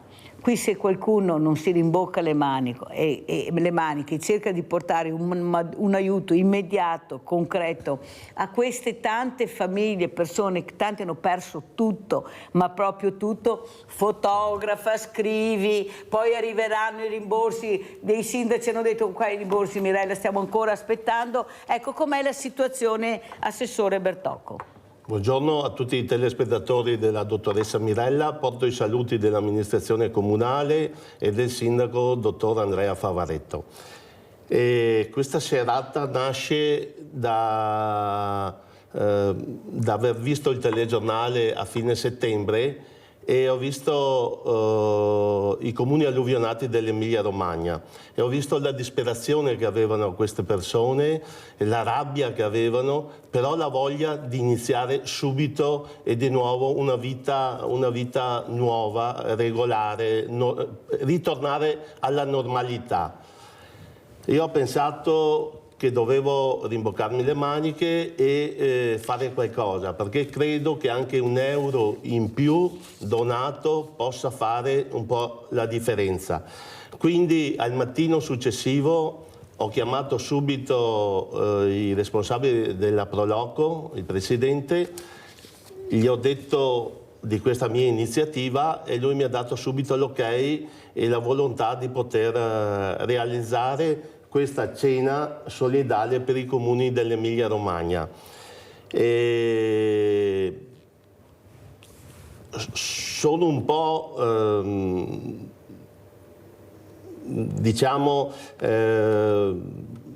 amareggiato di queste cose, perché so come sono queste persone che hanno subito l'alluvione. Io sono stato un alluvionato del Piave del 66 e abitavo dentro sull'alveolo, avevo 1,20 m d'acqua al secondo piano. So i disagi che ci sono, l'odore della muffa, la casa che non si asciuga, perdere. Una volta si perdeva un po' meno probabilmente, ma era l'unica cosa che avevamo. Adesso con un'alluvione ci sono i scantinati, c'è l'auto, c'è la taverna, la gente che già un anno fa era stata colpita, magari per sistemare il tutto hanno fatto anche un mutuo e adesso sono state ricolpite ancora. Quindi ho pensato di creare questa cena come simbolo, come anche se è un gettone, quello che riusciamo a ricavare glielo diamo volentieri agli alluvionati dei comuni dell'Emilia Romagna. Non è una cosa nuova perché l'abbiamo fatta anche un anno fa e siamo stati a Sant'Agata sul Santerno. Anche lì disperazione e problemi con l'alluvione. Quindi porto avanti e ringrazio la dottoressa Mirella che mi ha dato la possibilità di pubblicizzare di più questo evento che sarà sabato 19 a Salgareda al Polivalente. Se qualcuno vuole aderire c'è il mio numero di cellulare, mi può mandare un WhatsApp o un colpo di telefono e io sarò ben accetto. O chiamate la Mirella, o chiamate la Mirella, la Mirella vi darà i numeri. Che mi dà il sostegno e grazie. Allora sentiamo anche cosa ne pensa il sindaco De Bernardin di questa idea, lui che ha toccato con mano cosa vuol dire mettersi le mani nei capelli adesso, da dove inizio, da dove comincio, dove trovo i fondi, però finché c'è vita c'è speranza, perché c'è questo mondo del volontariato, della solidarietà che risponde sempre, basta vedere che numeri arrivano quando ci sono delle emergenze e soprattutto i giovani che partecipano. Ecco, questi angeli del fango, qualcuno dice sbagliano a partire, dobbiamo indirizzarli, per carità va bene tutto, ma l'importante è far capire che invece il messaggio arriva e quando c'è un'emergenza loro partono. Poi chi di dovere deve fare altre cose. Prego, sindaco De Bernardin. Sindaco, vede che mi viene spontaneo. Segretario. Mirella, intanto grazie sempre della possibilità che mi dai di venire qua da te. Ti correggo solo su una cosa, io ho fatto il terzo mandato proprio perché mi sono trovato a fine del secondo mandato che la situazione del territorio era disastrata perché avevamo appena avuto la tempesta Vaia, nota a tutti, ve la ricorderete sicuramente. Permettimi Mirella di agganciarmi a quello che ha appena detto l'assessore con una frase che ho scritto nel mio libro e che ho trovato subito intanto che parlava. La montagna bellunese, scrivo, nutre da sempre la convinzione di essere la Cenerentola fra le province venete, discosta, poco considerata o addirittura dimenticata dalla grande ed estesa pianura veneta. Posso smentire questo pregiudizio con sentimento di forte gratitudine verso la gente della pianura che ci ha dimostrato una vicinanza talmente grande e tangibile che non saremo mai in grado di contraccambiare. Migliaia le donazioni e innumerevoli gli aiuti di tutti i tipi che giunsero a Rocca Pietore.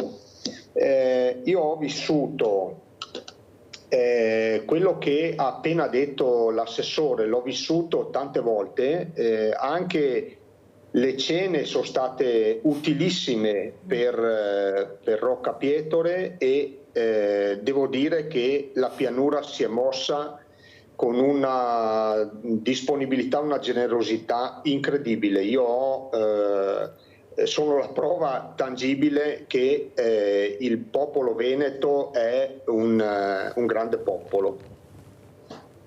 È un grande popolo, però è un popolo che è in stato confusionale, caro De Bernardini.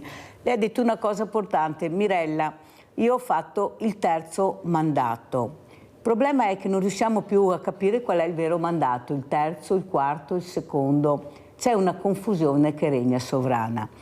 Io sono dell'idea, e qua vorrei sentire anche l'assessore, che dopo 2 mandati uno deve cambiare. 3 già sono tanti, ma non perché non è stato bravo o è bravo, perché il cambiamento porta a altre idee. E dare la possibilità ad altre persone brave che ci sono nel territorio, lei lo sa benissimo, sindaco e anche l'assessore, certo, di dare anche loro la possibilità di mettere in atto quello che pensano, quello che vogliono. Una persona a lungo termine non mi piace, sindaco, perché dobbiamo dare spazio a quelle tante persone e anche ad altre idee per fare un rinnovamento anche del paese. Non è possibile che noi continuiamo a essere chiusi, a non capire l'importanza di fare squadra, di unirsi ad altri. Questo vuole il cittadino italiano, unirsi, fare il bene della comunità. E per fare il bene della comunità ci vogliono tante idee. Lei sa che io molte volte dico che all'interno delle giunte comunali ci vorrebbero le quote verdi, ma non perché ci sono solo le quote rosa, perché le quote verdi sono formate di gente molto preparata, molto per bene. Forse delle volte ci sono assessori che delegano ai dirigenti perché proprio non sanno come trattare il problema e sono in mano dei dirigenti, perché se il dirigente non firma il sindaco non va da nessuna parte.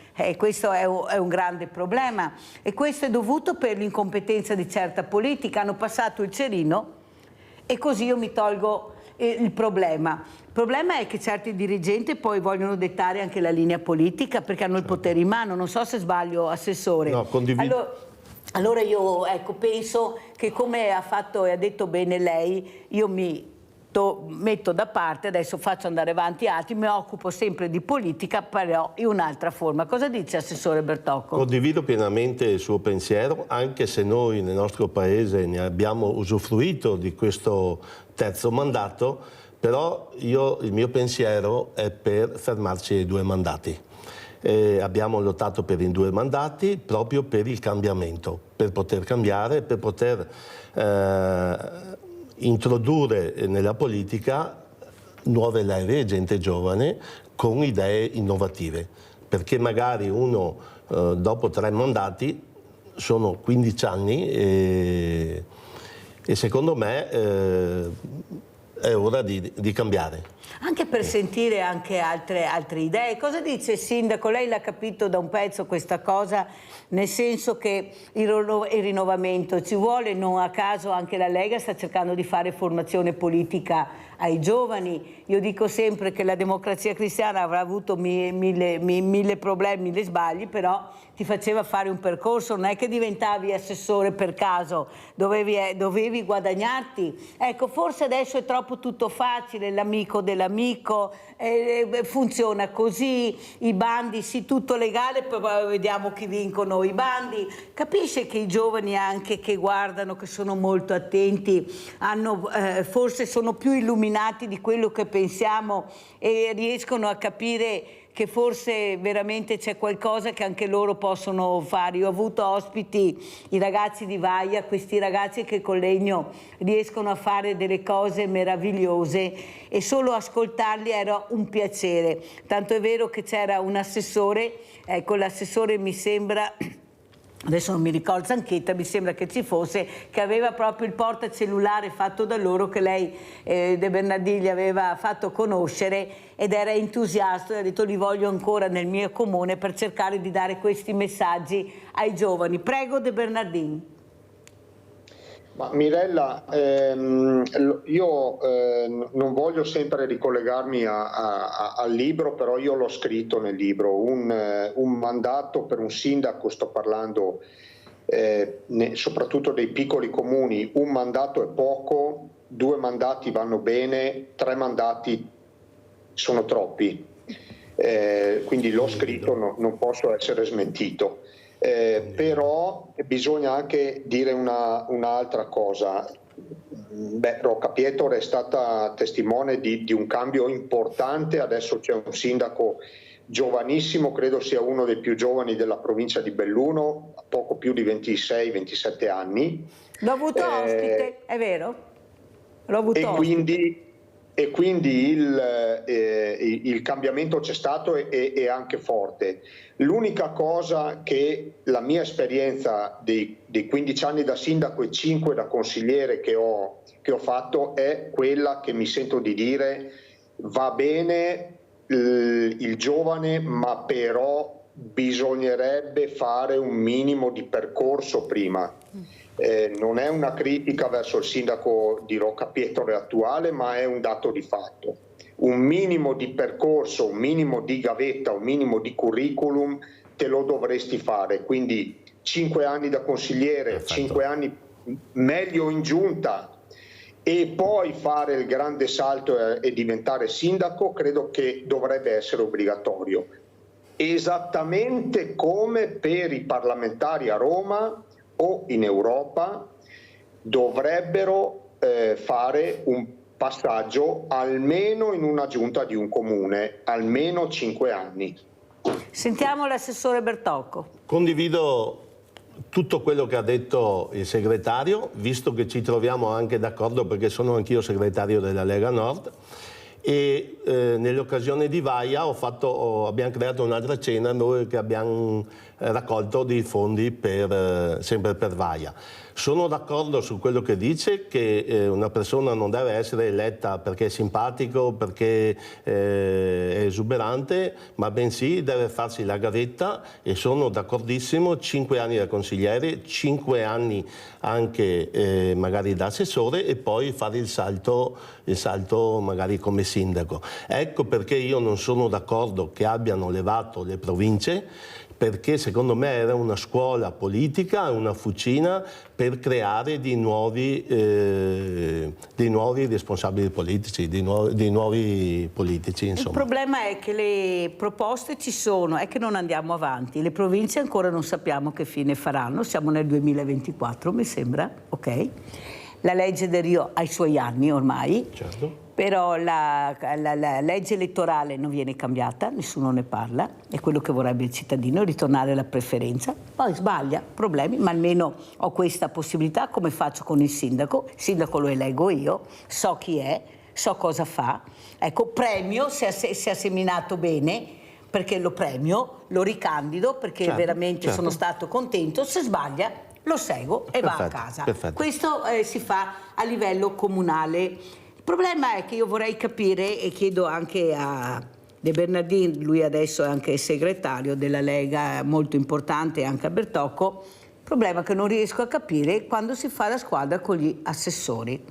Allora, io sindaco faccio la squadra, preparo i nomi, so benissimo gli assessorati che verranno assegnati, so benissimo di cosa ha bisogno il comune, certo, il sindaco per fare la giunta. Certo. Le persone si candidano, cerco anche, penso, di trovare persone competenti, perché faccio la lista, nella lista devo mettere persone competenti, conosciute e valutate. Cittadino si ritrova a votare le persone, sceglie, dà il voto e poi dall'alto cala un assessore che non c'entra niente.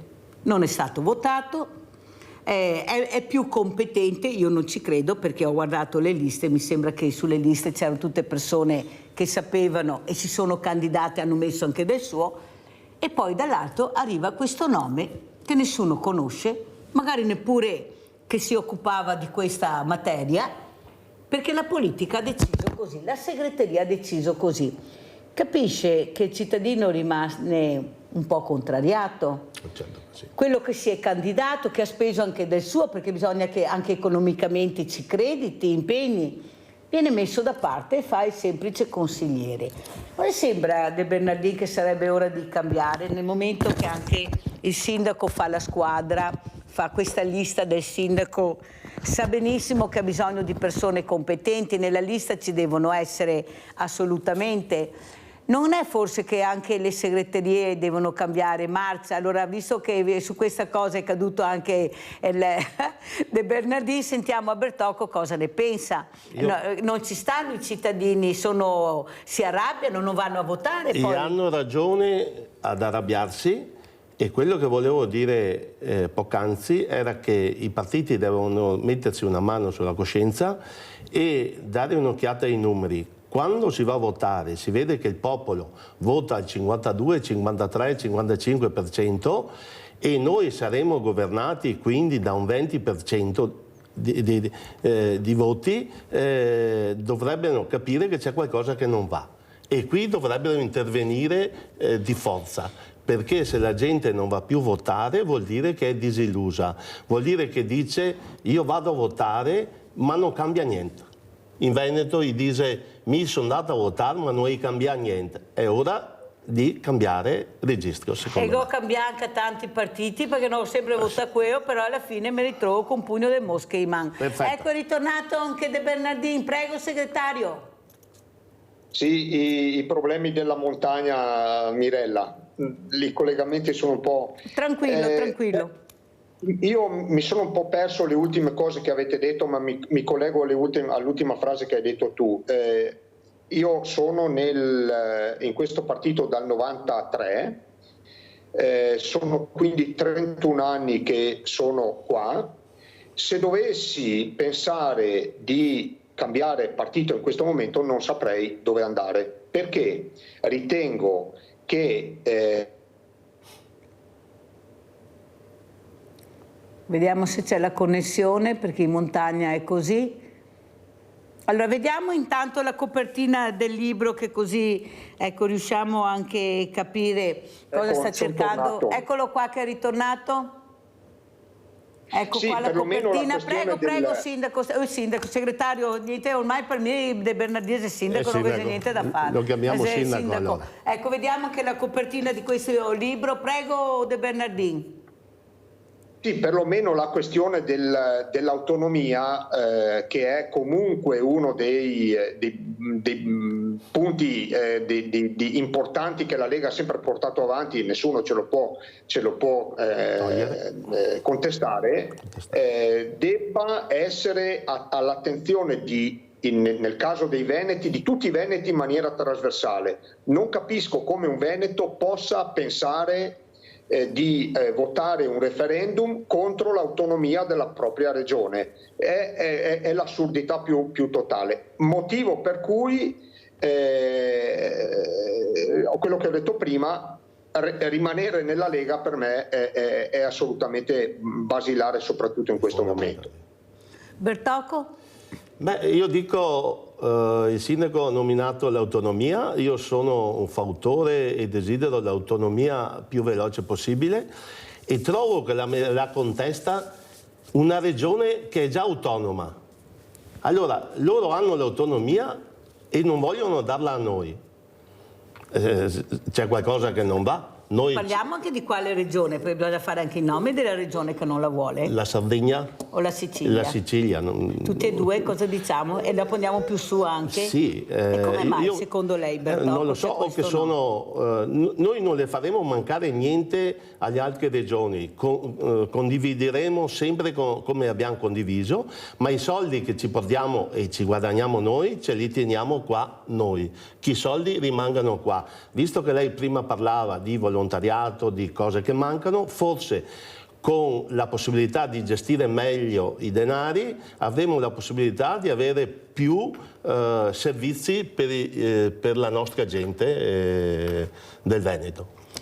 De Bernardin, non pensa che la Lega è un po' in ritardo su questo, che sta cercando di portare a casa l'autonomia, ma parliamo anche del federalismo, parliamo ancora del 2008, sì, quando aveva i numeri per portarli a casa, e non si è fatto abbastanza. Io non mi ricordo chi era l'ospite leghista che mi ha detto: ma Mirella, non avevamo i numeri, avevamo l'8%, non riuscivamo con Berlusconi, perché bisogna dire anche quelle cose, certo, come stanno, a fare questo. Ma io ho risposto, però mi ricordo che De Mita col 2% portava a casa tutto quello che voleva perché sennò faceva saltare il governo e il 2% riusciva a portarlo a casa. Come mai quando eravate così forti e potenti non siete riusciti a portare a casa il federalismo? Adesso è diventato autonomia, ma abbiamo sentito i LEP, abbiamo sentito anche le varie deleghe che ci saranno, che non soddisfano specialmente anche il vertice della Lega, e soprattutto cosa verrà attuato, perché non comanda né Berlusconi, non comanda più Bossi, non Salvini, ma c'è la Presidente Giorgia Meloni che detta il là. Secondo lei cosa succederà, De Bernardin? Come vede questa situazione, questi referendum, queste cifre, questi numeri che fanno traballare questo referendum, perché questo è, non c'è niente da fare. Certo. Ecco, come vede la situazione, lei esperto, De Bernardin, per quanto riguarda questo tema così delicato che ormai sono passati anni, giorni, non ne parliamo. Prego. Beh, c'è sempre stato qualcuno che ci ha messo i bastoni fra le ruote. Dal 94, momento in cui Umberto Bossi si era alleato con Berlusconi ed erano andati al governo, in poi, quindi sono 30 anni, qualcuno nel momento opportuno si è sempre messo di traverso. Adesso è il turno di Forza Italia che si sta mettendo di traverso, è inutile nascondercelo, e qua non capisco i veneti che sono dentro Forza Italia come possano condividere una cosa del genere, perché si stanno mettendo di traverso. Sembra quasi che venga scelto qualcuno ogni volta per mettere in discussione la questione del federalismo e dell'autonomia. È uno spauracchio che fa paura a tutti quanti. Posso anche capire un meridione del paese che magari si vede erroneamente venire a mancare quei diritti acquisiti, parola che a me non piace molto, il diritto acquisito di vivere in maniera assistenzialista, ma non posso capire né le regioni a statuto speciale, non c'è solo la Sardegna e la Sicilia, ma c'è anche un comitato del Trentino Alto Adige che sta raccogliendo firme contro l'autonomia delle altre regioni, ed è una cosa scandalosa, ma non capisco nemmeno le regioni del nord che si fanno problemi al loro interno nel dire no perché l'autonomia potrebbe, Allora, siamo in un paese che da sempre, dal 1946, è unitario, non si è mai diviso ed è un paese centralista, e stiamo vedendo come sta funzionando il centralismo romano. Non sta funzionando bene, perché se la sanità in Calabria, se la sanità in Campania non funziona bene, non è sicuramente colpa dell'autonomia che non abbiamo. Ma secondo lei cosa riuscirete a portare a casa? Sono questi viaggi del Presidente della Regione a Roma, c'è il Ministro Calderoli, però i risultati ancora non è che si vedano e non sarà così semplice. Prego, De Bernardin. Ma io vedo in questo momento un alleato importante che è il partito di Fratelli d'Italia, il quale, nonostante venga da una storia diversa dalla Lega, perché non è vero che i due partiti sono uguali, i due partiti sono ben diversi. Uno viene da una storia di proposta di autonomia, di federalismo, addirittura abbiamo puntato anche per un periodo alla secessione addirittura, perché non sapevamo più che pesci pigliare. Il partito di Fratelli d'Italia viene da una storia diversa, Alleanza Nazionale, Movimento Sociale Italiano prima, che è un partito indubbiamente più centralista, però credo abbiano capito anche loro che cambiare in questo momento può essere la soluzione migliore. Quindi ho tutta la fiducia che con l'alleato Fratelli d'Italia si riesca a portare a casa stavolta. Nessuno parla di un'autonomia uguale a quella del Trentino Alto Adige, sarebbe il sogno più grande, probabilmente anche sarebbe chiedere troppo, però dobbiamo come hanno fatto loro, partire da qualche cosa e progredire con il tempo, perché ricordo che l'autonomia del Trentino Alto Adige gli è stata data un primo embrione nel 1946, ma il primo statuto di autonomia l'ha preso nel 1971 e il secondo statuto di autonomia, quello veramente forte, è arrivato nel 2001 al Trentino Alto Adige. Quindi si sono fatti il loro bel percorso, hanno combattuto la loro battaglia. Quello che dovremmo fare noi: puntiamo a qualche cosa, portiamo a casa le prime deleghe e piano piano andiamo avanti. Io credo che è il momento giusto questo qua. Allora, De Bernardin, dopo questa spiegazione anche molto chiara, come lei fa sempre, la mia domanda è: e come mai Forza Italia è riuscita a superarvi?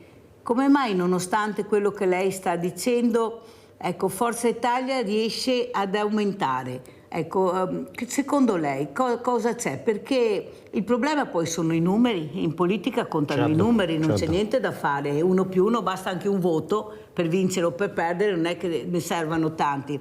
Ecco, avrebbe mai immaginato lei una Lega all'8%? Sì, come mi dicevano anche tanti ospiti, noi abbiamo avuto gli alti e bassi, su e giù. Però eravate talmente forti che si fa fatica a capire una Lega all'8%, che fa fatica ad arrivare alla seconda cifra. Cosa è successo secondo lei, De Bernardin? Tutta questa marea di voti persi? Ma l'elettorato è volubile, l'elettorato sta cambiando in maniera velocissima da 6 mesi a 6 mesi. Abbiamo visto andare al 40% Berlusconi, poi abbiamo visto andare oltre il 40% Renzi, che adesso è al 2%, abbiamo visto i 5 Stelle andare al 37%, adesso sono al 10-12%, non so a quanto sono, abbiamo visto la Lega arrivare al 37%. Adesso è il momento di Fratelli d'Italia. L'elettorato cambia con una velocità eccessiva. Io credo che non è la simpatia, la faccia, l'occhio bello, l'occhio celeste piuttosto che l'occhio marrone a fare la differenza in un politico e in un partito, ma dovrebbe essere quello che il partito da tanti anni propone e dice. Se la gente non ha ancora capito che la Lega è il partito che da sempre, da quando è nata, punta almeno all'autonomia, che dovrebbe essere una cosa dovuta per tutte le regioni, allora io non so più cosa fare. Probabilmente in questo momento non piace il leader, non piace Salvini, non piace l'inserimento di Vannacci, non piace Calderoli perché non ha una faccia simpatica, era meglio Pier Ferdinando Casini perché era un uomo indubbiamente più bello, ai tempi era quasi poteva fare il fotomodello. Bene, allora votiamo Casini perché è più bello, ma il succo del discorso resta che la Lega è il partito che da sempre propone l'autonomia. Però, Bartocco, è anche vero che nella squadra di calcio, quando non funziona la squadra, la prima cosa si manda a casa l'allenatore. Si manda a casa le pedine che non danno il risultato eccessivo. Allora, siccome qua si parla di anni, perché non è che questa marea di voti sia sparita all'improvviso, sì, per carità, però non era forse che qualcuno doveva domandarsi prima cosa c'è che non va, come possiamo rimediare per non perdere tutto questo lavoro enorme che era stato fatto dalla Lega, specialmente qua nel nostro territorio. Ecco, perché disperdere? Possibile che nessuno si sia fatto la domanda come fare per non andare sempre più giù e cercare di vedere nella squadra se è l'allenatore e i giocatori da togliere e da lasciare. Ecco, forse questo va fatto, cioè il calcio insegna, si cambia, è per vedere di migliorare. Prego. Allora, innanzitutto vorrei dire che 2.800.000 o 900.000 veneti vanno rispettati per la scelta che hanno fatto per l'autonomia e noi come Lega credo che lotteremo fino più che non posso. Sul discorso di perdita di voti, io faccio un'analisi un po' diversa. Io sono in Lega 10 anni dopo il segretario, cioè dal 2003, e ho notato un cambio generazionale anche. Il cambio generazionale non c'è più chi votava Lega, perché per motivi non c'è più, è morto. Gente di 50-60 anni ormai non c'è più. Quindi noi come Lega dobbiamo rivolgerci alla gente un po' più giovane, quello sì, avere un appeal sui giovani, fare capire anche ai giovani che l'autonomia è importante, che è vero che adesso un giovane va a lavorare in Germania o in America come noi andavamo a Treviso a lavorare, quindi con disinvoltura, e prendi il mondo tutto intero. Però avere un Veneto autonomo porta delle garanzie alle persone che vivono in Veneto. Quindi anche i giovani che viaggiano, i giovani dovrebbero interessarsi un po' di più forse alla politica e soprattutto al loro paese. Però io mi ricordo con Bossi, vero, De Bernardin, che c'erano tantissimi giovani. Assolutamente sì. Anzi, forse la Lega è stata la prima a fare un accompagnamento ai giovani, veramente portando acqua, come si suol dire, ai famosi portatori d'acqua, facevano fare qualsiasi cosa per poi premiarli man mano che crescevano. Poi qualcosa si è perso. Sentiamo Daniele da Verona e poi De Bernardin. Vai Daniele. Sì, salve, buongiorno a tutti. Niente, volevo dire per quanto riguarda il suo ospite che ha parlato prima il sindaco, adesso non mi ricordo. De Bernardin. De Bernardin. Sì, esatto, che purtroppo le persone nel corso di tutti questi anni si sono stancate, diciamo così, per andare al voto in primis, visto tutte le malefatte della politica in generale. Poi le varie percentuali anche minime, si sa, quelli sono, diciamo così, i fedelissimi, che quelli voteranno nonostante tutto sempre il solito partito. Poi la gente è talmente stanca che, come quello che annega, che cerca di aggrapparsi un po' a tutto per vedere un cambiamento. Purtroppo la realtà di fatti è questa. Ecco perché la gente si sposta di continuo da un partito all'altro, perché poi chiaramente cerca di inseguire certe promesse che poi nonostante tutto non vengono esaudite, per perché purtroppo la realtà della situazione italiana sappiamo benissimo quella che è, e quindi promesse oltre la realtà sono assolutamente indiscutibili. Insomma, ecco, volevo dire questo. La ringrazio, buona giornata. Grazie a te Daniele. Prego De Bernardin. Ma sui giovani, Mirella, ti dico che l'altro giorno al raduno di Pontida, raduno che per noi è storico, di giovani ce n'erano tanti. Li abbiamo visti anche cantare le canzoni goliardiche col nostro segretario la sera, perché hanno fatto un festone i giovani della Lega il sabato sera, la domenica c'era il raduno. Quindi insomma il fatto che si cerchi di coinvolgerli è indubbio e serve, sarebbe la fine del partito se non lo fa.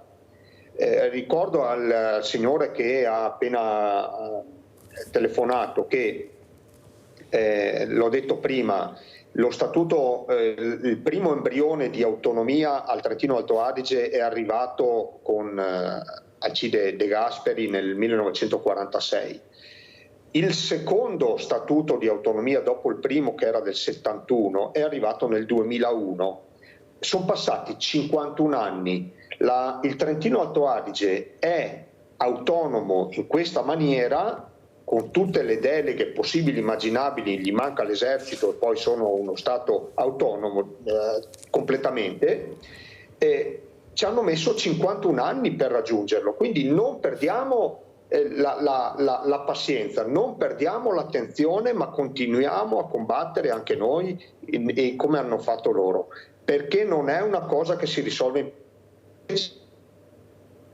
Allora guardiamo anche un'altra volta la copertina del libro del segretario De Bernardin. Perché il segretario ha deciso di scrivere un libro. Ecco, cosa è stato questo input di dire adesso metto nero su bianco quella che è stata la mia esperienza? Non so se è caduto De Bernardin, perché con la storia della montagna, ecco, avete capito che connessioni abbiamo ancora? Ecco, no, perché bisogna anche dirle queste cose qua, certo. Forse investire anche di più. De Bernardin, ecco, abbiamo visto il libro, perché ha deciso di scrivere questo libro, di mettere nero su bianco le sue esperienze? Prego.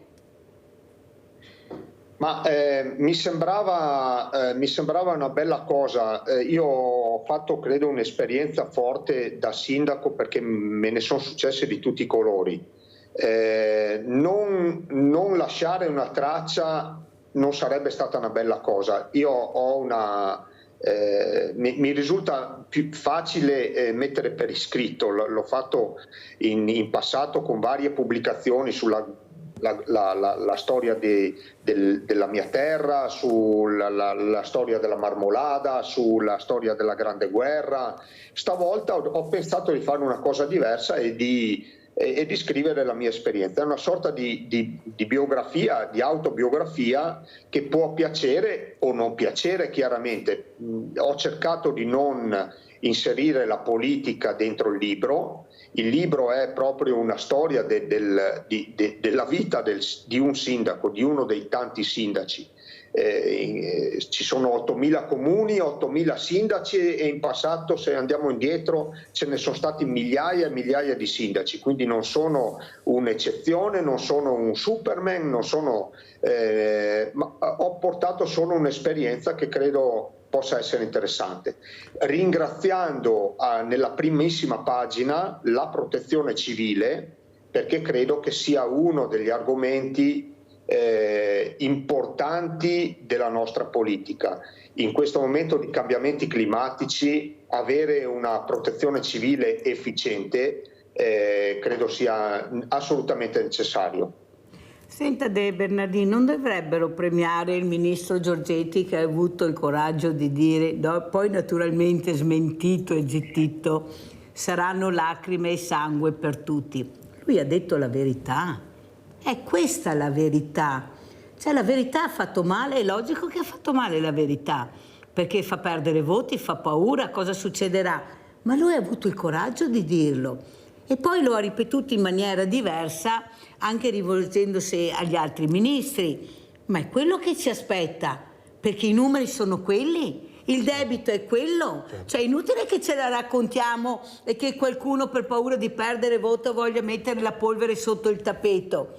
Il ministro Giorgetti, che ha i conti in mano, ha avuto il coraggio di dire: guardate che saranno lacrime e sangue per tutti. Naturalmente è successo il finimondo. Subito dopo: no, non è vero, assolutamente vero.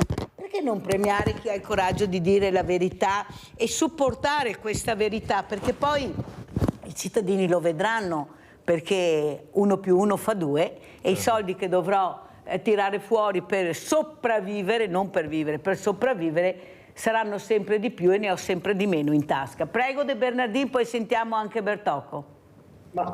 Mirella, io lavoro nel turismo e sono a contatto con tanta gente, e avevo tanti clienti tedeschi. Le Dolomiti sono meta dei tedeschi, a settembre soprattutto. Ce ne sono molti meno. Io ho amici in Germania e mi dicono che il tedesco è un popolo che, quando gli si dice guardate che siamo in crisi, e la Germania è il secondo anno che denuncia una recessione, e il fatto che la Germania sia in recessione andrà male a tutta l'Europa, ricordiamocelo questa cosa qua, loro se ne stanno a casa, loro risparmiano. Il tedesco, invece di fare una settimana, fa un giorno o 2 e poi se ne torna a casa, spende il meno possibile e risparmiano. L'italiano fa esattamente il contrario. Abbiamo 3.000 miliardi di debiti, mi sembra che questa sia la cifra, e noi facciamo gli americani, noi siamo sempre tranquilli, noi andiamo avanti per la nostra strada. Coglion, chiedo scusa per la parola, è Giorgetti che lo dice. E Giorgetti è persona seria e ha detto: guardate che il momento non è facile. Ai ministri ha detto: tirate la cinghia, perché se no devo fare io il cattivo e tirarvela io. è il ministro delle finanze. Vogliamo un ministro delle finanze serio o vogliamo un ministro delle finanze pantalone? Se vogliamo il pantalone, ne scegliamo uno di quelli del passato e che dice che va tutto bene, ma con 3.000 miliardi di debiti non va bene. De Bernardin, però non diamo la colpa agli italiani, non ci sto De Bernardin, diamo la colpa non da adesso ma a una politica che ha sperperato, sprecato. Ecco, andiamo a vedere cosa c'è nel nostro paese di fatto e di non fatto, di quello che si è buttato dalla finestra. Sono milioni e milioni di soldi, miliardi pagati dai cittadini italiani che dovrebbero essere stati impiegati nelle opere pubbliche necessarie, nei servizi alla persona. Questi miliardi che non sappiamo mai che fine fanno, dove vanno, perché non c'è neppure trasparenza in questo, lo dimostrano i fondi del PNRR, dove sono arrivati, dove sono stati impiegati, cosa hanno fatto. Capisce che non è il popolo italiano che ha sbagliato, ma è una politica inadeguata, una politica incompetente, una politica che ha pensato alla proprio io, alla propria poltrona, al proprio essere, invece di aver capito l'importanza di essere stato eletto per la comunità. Qualcuno dice ma quello che prendono loro è inammissibile, abbiamo sentito anche una telefonata che nessuno ha il coraggio di dirlo, De Bernardin, perché si vergognano, perché io la faccio la domanda, ognuno mi dice una cifra diversa, netto, lordo, ma nessuno ha il coraggio di dire quello che prende, perché rispetto ai 1.000-1.500 euro di un operaio e gli 800 euro di una pensione, di un pensionato, fanno venire i brividi. Capisce De Bernardin che non si può continuare a fingere, prima o dopo i conti devono tornare, Bertocco? Ma la situazione economica del Paese è pesante. Secondo me Giorgetti ha fatto bene a dire quello che ha trovato sui documenti ed essere sincero. Però bisogna anche capire perché siamo in difficoltà. Siamo -1 del PIL, la Germania è più sotto ancora e anche la Francia stanno soffrendo. Io vorrei dire anche per le politiche internazionali e europee, il discorso della macchina elettrica, che la Volkswagen lascia a casa 15.000 dipendenti, le problematiche, un po' tutte le case automobilistiche che sono in difficoltà con questa auto. Non è che non ha svenduto il paese alle multinazionali, dobbiamo continuare a dirlo? Questo io dico sempre che 10 famiglie potenti al mondo comanderanno il mondo. E un po' alla volta arriveranno a quello. Nessuno dice che abbiamo fatto l'embargo alla Russia, giusto o sbagliato non lo so, non apriamo questo capitolo, altrimenti non finiamo la trasmissione, credo. Però anche lì ci abbiamo rimesso del PIL nazionale, perché avevamo tante aziende che esportano in Russia. Nessuno parla che sulla crisi del gas abbiamo dovuto accettare le che arrivavano dall'America e continuano ad arrivare dall'America. Nessuno parla più del gas, ma lo stiamo pagando il doppio di prima della guerra. E queste cose impoveriscono il paese e soprattutto il tessuto economico, vanno a colpire le aziende e chi ci guadagna? No, le multinazionali, come ha detto la dottoressa Mirella. Allora guardiamo anche la locandina di questo pranzo del 19 ottobre, questa cena di solidarietà per i comuni alluvionati. Adesso vediamo la locandina, come avete sentito anche il sindaco, il segretario di Rocca Pietore ha detto importante anche queste cene, le ho fatte anch'io, vuol dire che è la dimostrazione della solidarietà, dell'associazionismo che aiuta realmente e concretamente, perché con le parole non si mettono a posto le case, ecco, né dentro e né fuori. Allora prego, che appello vuole fare Bertocco? Beh, innanzitutto, se è libero, invito il sindaco a fare un giro quella serata, è doverosa. E l'appello, questa serata è stata creata al volo e con il piacere di aiutare questi paesi per solidarietà alluvionati dell'Emilia Romagna. Quindi chiedo chi vuole venire, chi vuole partecipare, chi vuole dare una mano, chi vuole mettere un po' del suo, un pezzettino di cuore, io lo aspetto ben volentieri sabato 19. Chiedo solamente un colpo di telefono per il vetrovagliamento in modo che possa essere mangiare per tutti. C'è una cena, la cena è un po', c'è una matriciana, c'è del cinghiale, dobbiamo convivere con i 20 euro che abbiamo messo, 10 a noi e 10 al mangiare, però riusciamo comunque a fare qualcosa. E li portiamo giù di persona. Noi abbiamo pensato a Bagnacavallo, che ha lo stesso patrono del nostro paese, San Michele Arcangelo, quindi per noi ci accomuna un po', e quindi quello che ricaviamo abbiamo pensato di destinarlo a questo comune. Grazie Bertocco, salutiamo anche il sindaco di Salgareda per questa squadra che sta cercando di mettere in piedi proprio per cercare di aiutare. Ecco, deve ritornare il sindaco De Bernardini, no, io non ce la faccio mica, il segretario non mi entra, sindaco sì, ma il segretario no. Sindaco. Allora, segretario, come ci lascia, cosa vuole dire, ecco, e cosa secondo lei succederà? Si sta aprendo un autunno e un inverno non da stare allegri, basta vedere anche con le guerre come siamo messi, guardate che veramente a qualcuno stanno tremando i polsi. Prego De Bernardini. Il momento è difficile, noi l'unica cosa in questo momento che possiamo fare come Lega è perseguire il nostro obiettivo, che è quello dell'autonomia. Vedere pazienti che devono spostarsi dalla Campania, dalla Calabria soprattutto, per venire al nord a curarsi è sintomo di qualcosa che non funziona. Ma non funziona non in Veneto, ma non funziona da loro, nonostante che anche la sanità in Veneto stia cominciando ad avere dei grossi problemi, perché c'è tutta una macchina che si è messa in moto, questo è un po' a livello europeo, ma anche da noi non abbiamo più i nostri servizi come li avevamo qualche anno fa. Però vedere che gente deve farsi 1000 chilometri per venire a curarsi da un'altra parte, io se fossi in loro un qualche dubbio me lo porrei sul sistema attuale. Quindi il perseguimento dell'autonomia dovrebbe essere un obiettivo di tutti gli italiani, anche di quelli del meridione e del sud Italia. Noi non andremo nel meridione a curarci, anche se qualche volta anche noi andiamo al sud per avere qualche risposta, ma di sicuro se continuerà così De Bernardini andremo dal privato a curarci. E qui veramente c'è un grande punto di domanda, perché chi avrà la possibilità potrà curarsi e chi non avrà la possibilità non potrà curarsi. Io prego tutti di capire l'importanza del pubblico, perché il pubblico è fondamentale e la politica deve concentrarsi su questo.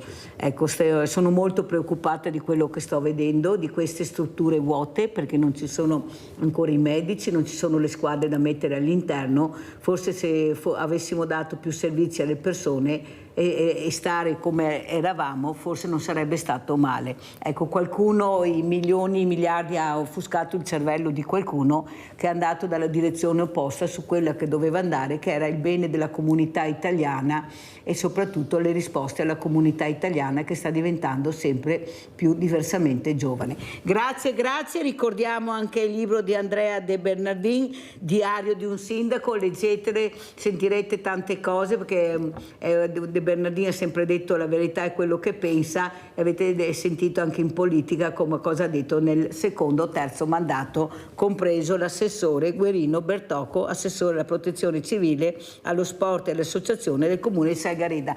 Grazie ai miei ospiti, pubblicità.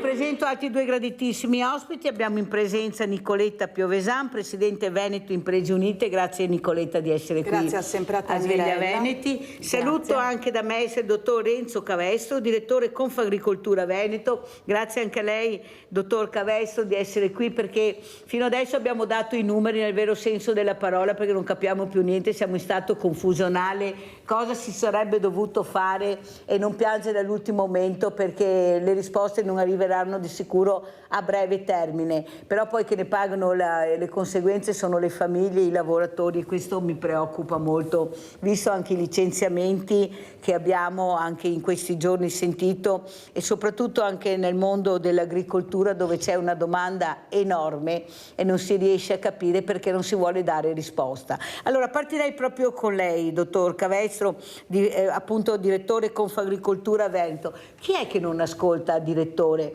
Eppure le grida di aiuto si sentono, ecco, c'è qualcosa, dei numeri si potrebbero anche trovare, ma c'è la burocrazia, ci sono tanti paletti, ci sono le cittadinanze. Cosa ci dice? Come vede dal suo osservatorio la situazione, dottor Cavestro? Buongiorno a tutti e grazie per questo invito. Parlando della situazione economica delle aziende agricole, certamente c'è un stato di disagio molto grande, in quanto c'è un incrocio di vari aspetti dal mercato che è molto, diciamo, rallentato, molto depresso, a una situazione di interventi pubblici spesso che richiedono molto burocrazia alle aziende agricole, ma poi c'è un aiuto molto relativo, anzi i costi burocratici sono ormai superiori rispetto a quanto proviene dall'Unione Europea nel campo agricolo. E poi c'è un problema generale anche nel settore agricolo, come tra l'altro in altri settori, per il reperimento della manodopera, in particolare in certi settori, ma anche per la qualificazione dei lavoratori. Direttore, però la formazione, cioè non è che si fa in tempi molto ristretti, però è una formazione che tu puoi anche fare mettendo all'opera le persone lavorando. Penso che specialmente nell'agricoltura si potrebbero vedere questi. Eppure c'è qualcosa che ferma. Secondo lei la politica, visto l'emergenza che c'è, come lei l'ha giustamente evidenziata, riesce a capire che non si può più aspettare a medio e lungo termine, ma devono arrivare delle risposte, se non immediate, quasi? Perché sennò le aziende chiuderanno, non ce la faranno. Non è che possono inventarsi il domani. Loro devono mettere i prodotti, cercare anche di avere un introito che sia rispettoso, perché questo è anche il grande problema della filiera, una filiera troppo lunga che andrebbe accorciata, non è che deve vincere l'ultimo della filiera, devono vincere un po' tutti. Allora perché non si fa questo? Voi siete ascoltati, non siete ascoltati, eppure ai tavoli importanti, questi tavoli di concertazione vi sedete, cosa sentite? Prego, direttore. Intanto c'è da dire che la sostanza della politica agricola nazionale è, diciamo, messa a punto e realizzata a livello comunitario, a livello di Unione Europea, ed è, almeno per quanto riguarda Confagricoltura, da quando è stata elaborata questa politica agricola, che noi la contestiamo perché è troppo burocratizzata e non risponde alle effettive necessità delle aziende agricole, che sono quelle di produrre bene, produrre molto, produrre soprattutto per il mercato, naturalmente con attenzione agli aspetti ambientali. Una politica ideologica, l'abbiamo visto anche purtroppo in altri settori, in cui si punta a realizzare, a raggiungere obiettivi di carattere ambientale, ma che poi sono difficilmente realizzabili, ottenibili, diciamo, senza tener conto di quelle che sono le effettive difficoltà delle aziende, tra l'altro in un contesto in cui le difficoltà, ad esempio dovute al clima, dovute alla pressione dei parassiti, eccetera, stanno creando notevoli difficoltà alle aziende, cioè non tenendo conto di questi aspetti concreti che c'è nel nostro operare, è evidente che si fanno politiche che non rispondono e anzi creano degli ostacoli alle imprese e al loro sviluppo. Quindi anzitutto bisogna modificare profondamente l'indirizzo della politica agricola comunitaria e poi bisognerebbe anche nel nostro paese tradurla in modo, diciamo, più concreto, più semplice, in modo tale che le aziende possano in futuro produrre con meno vincoli, con una grande attenzione naturalmente agli aspetti ambientali, perché sappiamo tutti l'importanza che ha, però insomma gli agricoltori sono i primi custodi del territorio e dell'ambiente, ma nello stesso tempo anche dobbiamo metterli nella condizione di produrre sia in termini quantitativi sia in termini qualitativi in modo adeguato per essere competitivi a livello internazionale, perché poi le nostre aziende devono competere con le aziende di tutto il mondo, insomma.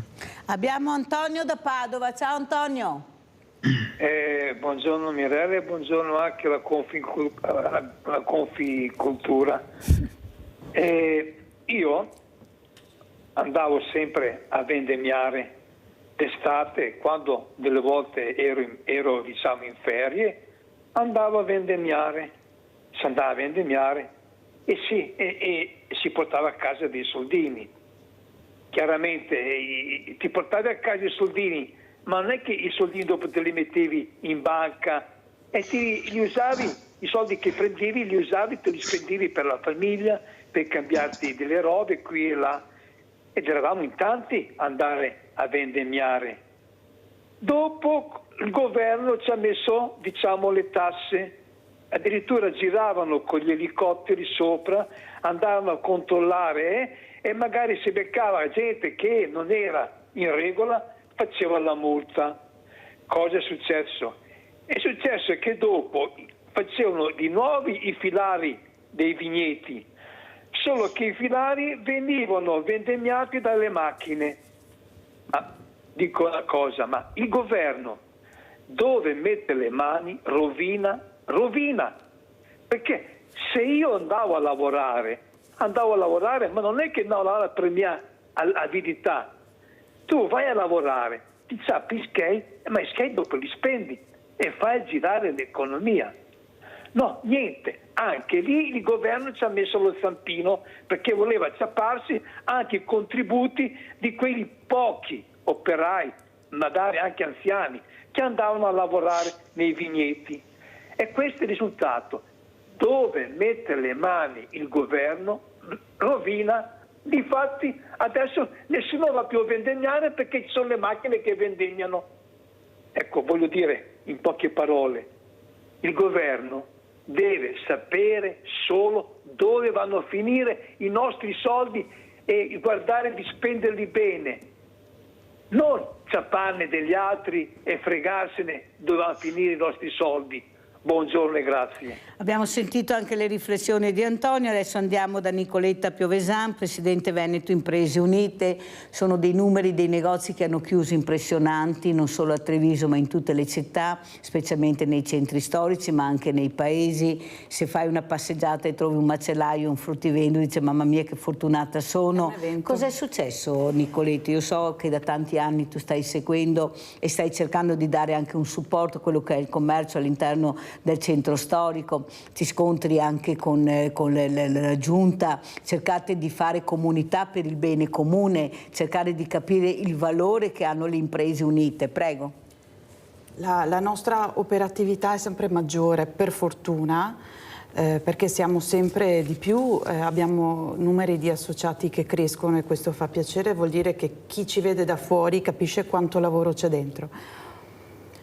Treviso, dove moltissime vetrine sono spente e altre si spegneranno purtroppo, sappiamo già che alcuni molleranno a fine anno e abbiamo delle colpe, sì, abbiamo delle colpe assolute, ma in alcuni casi non possiamo andare, come ci è stato suggerito, andare dal privato a dire tu devi abbassare l'affitto. Questa è un'illusione grandissima. Questo fa parte dell'ingordigia umana che a bilancio però non ci sta. Io mi chiedo come possa, pur essere con dei numeri messi a tavolino, bilanciato e recuperato 1 anno, 2 anni di un ambiente sfitto. Allora, se ho un inquilino dentro, regolare mi paga, scade il contratto, invece che essere contento che questa persona mi paga l'affitto e deve pur guadagnare, e sappiamo benissimo che quando si accende la luce la mattina sappiamo le spese quali sono, il resto è tutto incerto. In periodi come adesso poi, dove concorrenza ce n'è tanta, ma non è concorrenza tra negozianti, è l'online, sono tutte queste forme di commercio alternative che hanno aiutato probabilmente nel momento del Covid, sono state utili, adesso potremo anche rimollarle e tornare alla quotidianità di acquisto.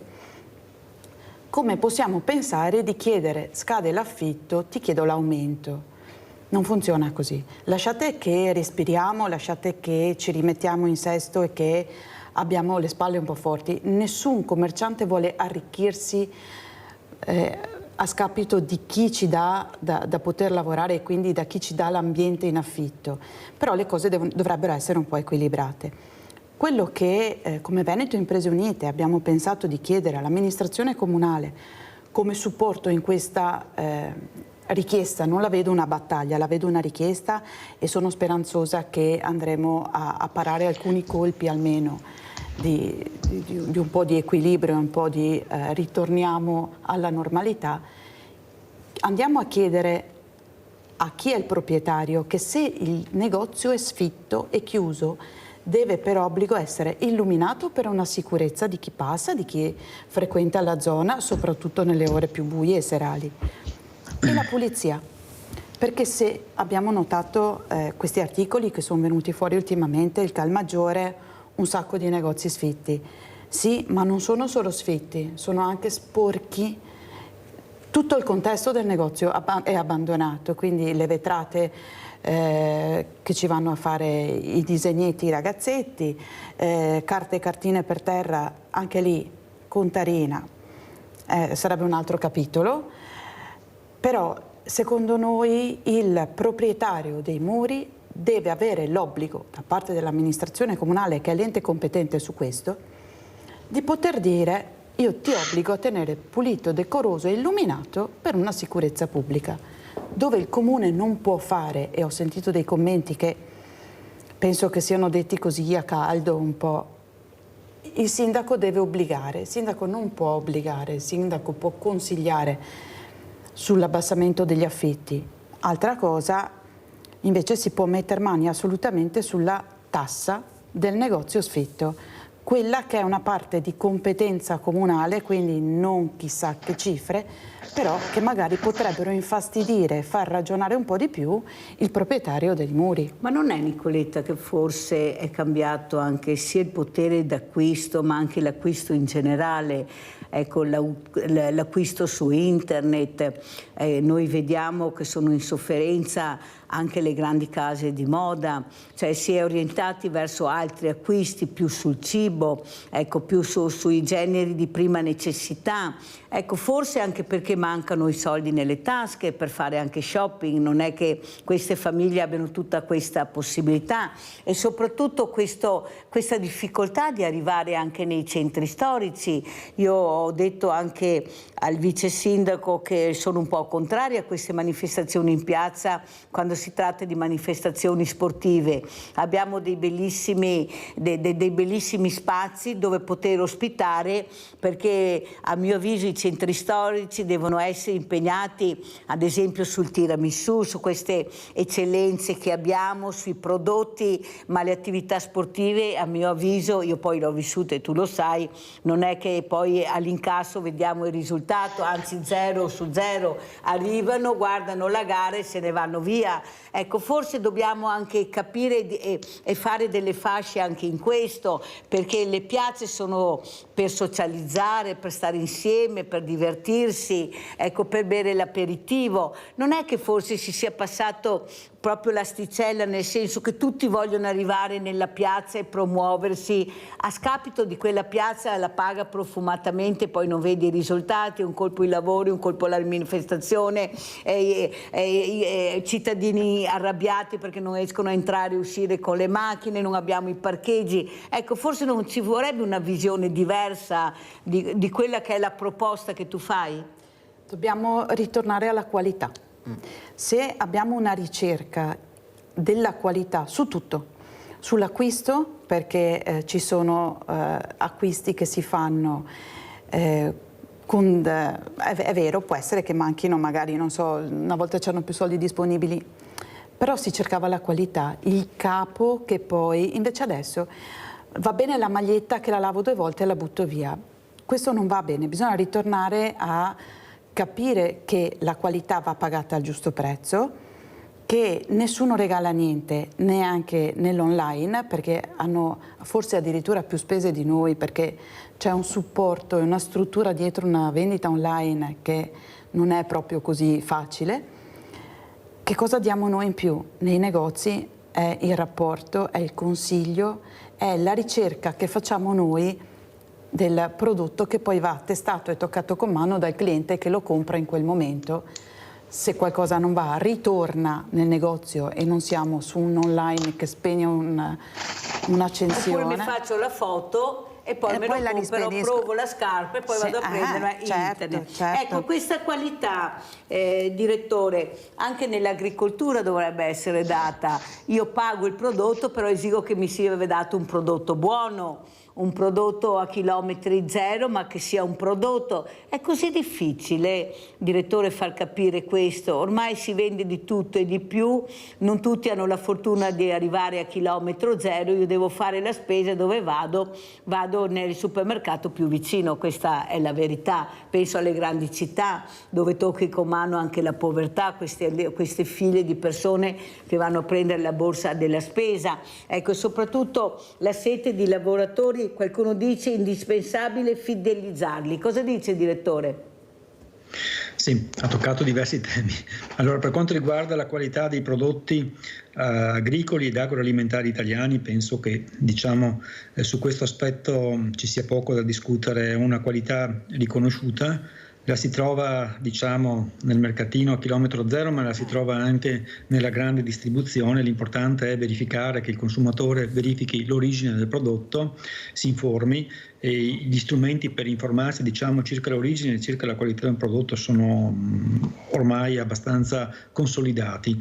Diciamo che in Italia si produce bene dall'azienda agricola fino anche alla trasformazione, quindi c'è una certificazione di qualità e anche, mi permetto di dire, di qualità legata all'ambiente, che è di elevato livello, insomma quella che indica l'Unione Europea, e poi ci sono ulteriori certificazioni che portano la nostra qualità anche a un livello superiore. È vero, la qualità ha un costo per il produttore, ha un costo per la trasformazione, eccetera, e quindi ai noi, vista la situazione anche economica, probabilmente non tutta la nostra popolazione, almeno in Italia o nel Veneto, se la può permettere. Per questo è anche importante avere una qualità sempre di livello alto, ma che permette anche ai consumatori che hanno meno disponibilità di raggiungerla, e l'agricoltura tutto sommato, anche tramite le vendite dirette oppure le vendite con pochi passaggi, permette di raggiungere anche questo obiettivo. Quindi in genere il prodotto italiano è comunque il prodotto in particolare veneto e certificato, è sicuramente un prodotto di qualità. Per quanto riguarda invece la sua sottolineatura relativamente alla manodopera, ai lavoratori, sì, sta entrando anche all'interno dei rapporti, delle relazioni con i lavoratori, nell'ambito delle aziende agricole, una sensibilità rispetto ai vari servizi e al cosiddetto welfare, e quindi a ulteriori supporti, sostegni che possono avere i lavoratori all'interno delle aziende, affinché appunto si fidelizzino e quindi ci sia meno turnover e restino in agricoltura.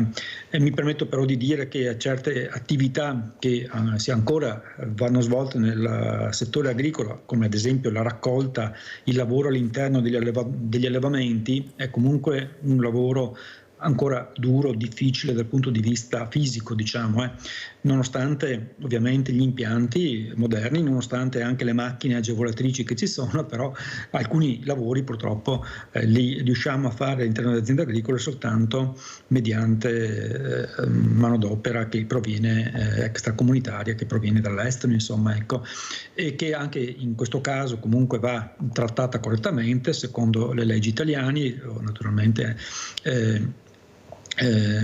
seguendo poi le normative relative appunto all'ingresso legale dei lavoratori, che ci sono proprio l'11. Ma è possibile, direttore? Devo correre perché ormai siamo quasi in chiusura, a trovarci certi prezzi. Ecco, io ricevo delle telefonate scandalizzate, ma com'è possibile trovare quel prodotto a dei prezzi veramente impossibili? Ecco, queste alluvioni cosa porteranno? Cosa ci aspetterà nell'autunno? Cosa ci dice, direttore?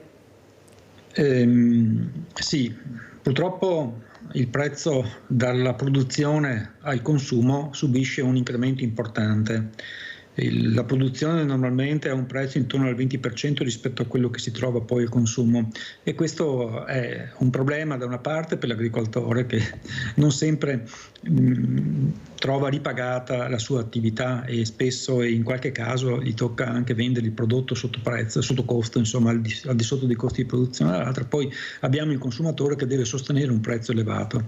Quindi l'efficienza della filiera nel suo complesso è molto importante per dare da una parte soddisfazione al lavoro, la giusta soddisfazione al lavoro dell'agricoltore, ma dall'altra anche offrire un prodotto al consumatore, soprattutto a quei consumatori che non hanno redditi alti, insomma una possibilità di accedere a un cibo, ad un'alimentazione di qualità. E quindi su questo anche le nostre associazioni stanno lavorando per perfezionare rapporti di filiera in modo tale che questi obiettivi, da una parte la produzione, dall'altra il consumatore, vengano salvaguardati. Allora però non ci ha detto cosa ci aspetterà in autunno con i prezzi, andare dal fruttivendolo ormai stai comprando pepite d'oro, delle volte guardiamo nella borsa 50 euro dove sono, ecco, con questi stipendi bassi e queste pensioni basse io sono molto preoccupata, guardi, io ho poi un emporio solidale, direttore, e ne so qualcosa. Cosa vuol dire mai avrei immaginato vedere certe famiglie che con 2 stipendi non ce la fanno più arrivare a fine mese, e la borsa della spesa che noi diamo è molto importante. Lo sentiamo invece Nicoletta Piovesan per quanto riguarda questi fine settimana, questo tiramisù che ha invaso le vie della città, questi avvenimenti che avete creato assieme all'amministrazione, alla giunta per far vivere la città. Prego. Allora, sicuramente sono eventi positivi e dei quali Treviso ha necessità. Come dicevi prima, alcuni eventi sportivi dovremmo evitarli, soprattutto quelli che si chiamano passeggiate e non sono gare, altrimenti ne avremo 2 per ogni weekend. Ci stiamo lavorando anche con questo, con l'amministrazione comunale, a limitare e a creare degli spazi alternativi, e ci stiamo lavorando tutti assieme, tutti con la stessa filosofia. L'evento del tiramisù è un evento importante che ci fa parlare di noi in tutta Italia, in tutto il mondo, perché il tiramisù sappiamo benissimo che è il dolce di Treviso più riconosciuto, e portiamo questo vanto cercando anche di trarne un po' di visibilità e guadagno assieme. Prima nominavi i parcheggi, Mirella, e vorrei ritornare un attimo sulla questione parcheggi, perché i parcheggi a Treviso sono punto fondamentale ed essenziale per far ripartire le attività commerciali, perché i residenti si sentano non obbligati a dire io dove vado a mettere la macchina, ci sono i commercianti, non siamo in concorrenza. I parcheggi ci devono essere comodi e distribuiti e utili per tutti. Abbiamo già creato un mini progetto che abbiamo idea di presentare nei prossimi giorni all'amministrazione comunale, con dei parcheggi distanti dalle mura ma serviti, e esistono già, non è qualcosa che dobbiamo creare, dobbiamo solo creare gli ottimi collegamenti che ci sono. Non può essere l'autobus di linea, deve essere qualcosa a servizio di chi accomoda la macchina in parcheggio, prende l'autobus e viene in centro, quindi dei bus navetta veloci che portino in alcuni determinati punti di Treviso per dare servizio, e allo stesso tempo non andiamo a rovinare questi sanpietrini che ogni 3 anni, 2 anni dobbiamo bloccare la città per rifare i sanpietrini. Quindi una cosa è utile per tutte e 2 le visioni, sia una conservazione di quello che è Treviso città storica, sia il servizio che dobbiamo dare, è un dovere. Questo è un nostro dovere e ci stiamo lavorando, speriamo di trovare appunto una collaborazione attiva sia dalla parte della MOM che dalla parte dell'amministrazione comunale, ma siccome è una proposta di buon senso non vedo ostacoli. Questo è quanto. È quanto, ma soprattutto capire l'importanza di questi bellissimi centri storici che abbiamo la fortuna di avere. Forse qualcuno dovrebbe ragionare prima di fare determinate azioni, ad esempio anche con queste associazioni che cercano di supportare anche economicamente quelle che sono le varie manifestazioni che verranno svolte qua. Nicoletta, mi devo complimentare perché ce la stai veramente mettendo tutta, anche qua molte divisioni anche tra commercianti, purtroppo bisogna dirlo, ognuno che porta avanti il proprio percorso, però alla fine dovremmo unire le forze per far sì che questo messaggio che passa come una città insicura, io la difendo sempre, dico ma stiamo scherzando, ma cosa dite? Per carità, le antenne alte ci vogliono sempre comunque, ma dire che Treviso non è sicura perché ci sono dei piccoli gruppetti di ragazzini che si permettono di fare tutto, poi tanto qual è il problema, non mi fanno niente, capisce che non si va da nessuna parte. Allora sentiamo dottor Cavestro come ci saluta. Noi faremo di tutto per creare le condizioni per un futuro, diciamo, in cui il cibo buono di qualità prodotto nelle aziende agricole giunga alle nostre popolazioni tramite la vendita diretta, tramite la filiera corta, tramite anche tutti gli altri canali di distribuzione, in modo che tutti possano accedere. È un impegno che abbiamo e che vorremmo sostenere. Vorremmo anche che su questo fronte avere maggiore comprensione da parte dei decisori politici, a partire, ripeto, dall'Unione Europea, per arrivare al nostro Paese e anche alla nostra regione, in modo tale da rendere, diciamo, più efficiente tutto l'insieme della filiera e quindi fare in modo che il nostro lavoro venga apprezzato da tutta la popolazione, anche da quella che ha meno risorse disponibili. Grazie veramente al dottor Enzo Cavestro, direttore Confagricoltura Veneto, di essere stato con noi. Vedremo cosa succederà. Grazie. Nicoletta Piovesan, con che appello ci vuoi lasciare? Vi lascio con l'appello che abbiamo fatto a tutti i bar di Treviso e i locali che servono alcolici, quindi ristoranti, bar, pizzerie. Abbiamo chiesto loro di essere un po' più consapevoli di quello che sono le loro azioni, il frutto delle loro azioni. Quindi abbiamo chiesto maggior controllo e rispetto per quello che sono le normative e leggi per la vendita e la somministrazione delle bevande alcoliche.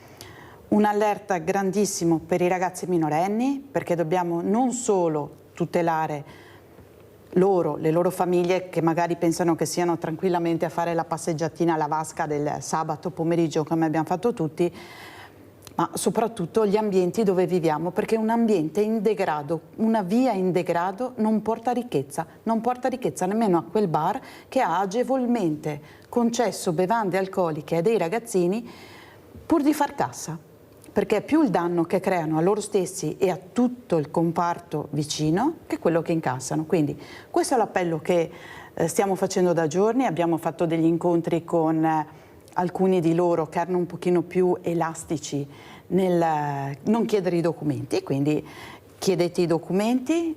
Se vedete una persona che è già alterata e ha già superato il suo limite di controllo dell'alcol, non date più da bere.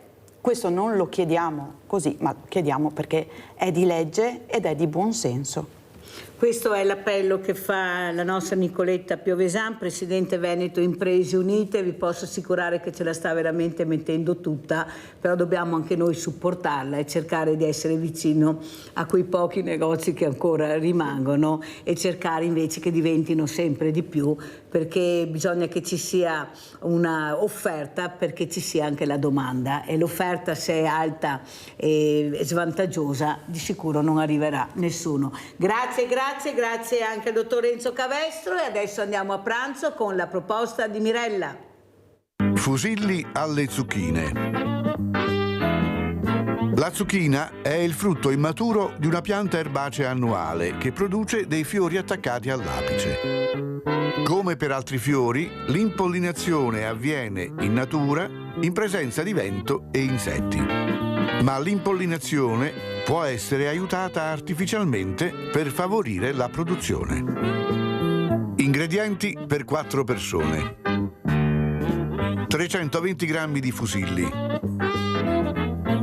60 g di burro, 2 spicchi di aglio, 150 g di zucchine tagliate a fettine, 150 g di zucchine grattugiate,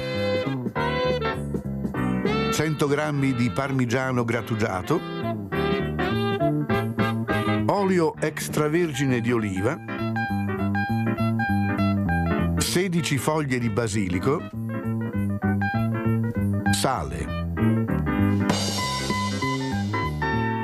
In una padella fate sciogliere il burro, aggiungete l'aglio e fatelo rosolare.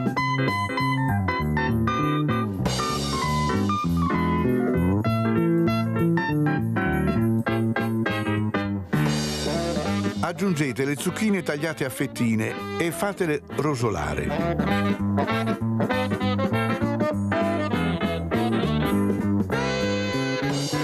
Aggiungete poi le zucchine grattugiate e mescolate di tanto in tanto. Portate a ebollizione abbondante acqua salata. Fate cuocere i fusilli al dente. Scolate la pasta. Versatela nella padella con le zucchine. Cospargete di parmigiano e rigirate per qualche minuto. Spegnete il fuoco e fate riposare. A parte, in un pentolino con l'olio bollente, immergete per 1 minuto 2 foglie di basilico alla volta. Distribuite la pasta nei piatti. Aggiungete un po' di basilico fresco tritato e guarnite con le foglie di basilico fritte. E buon appetito!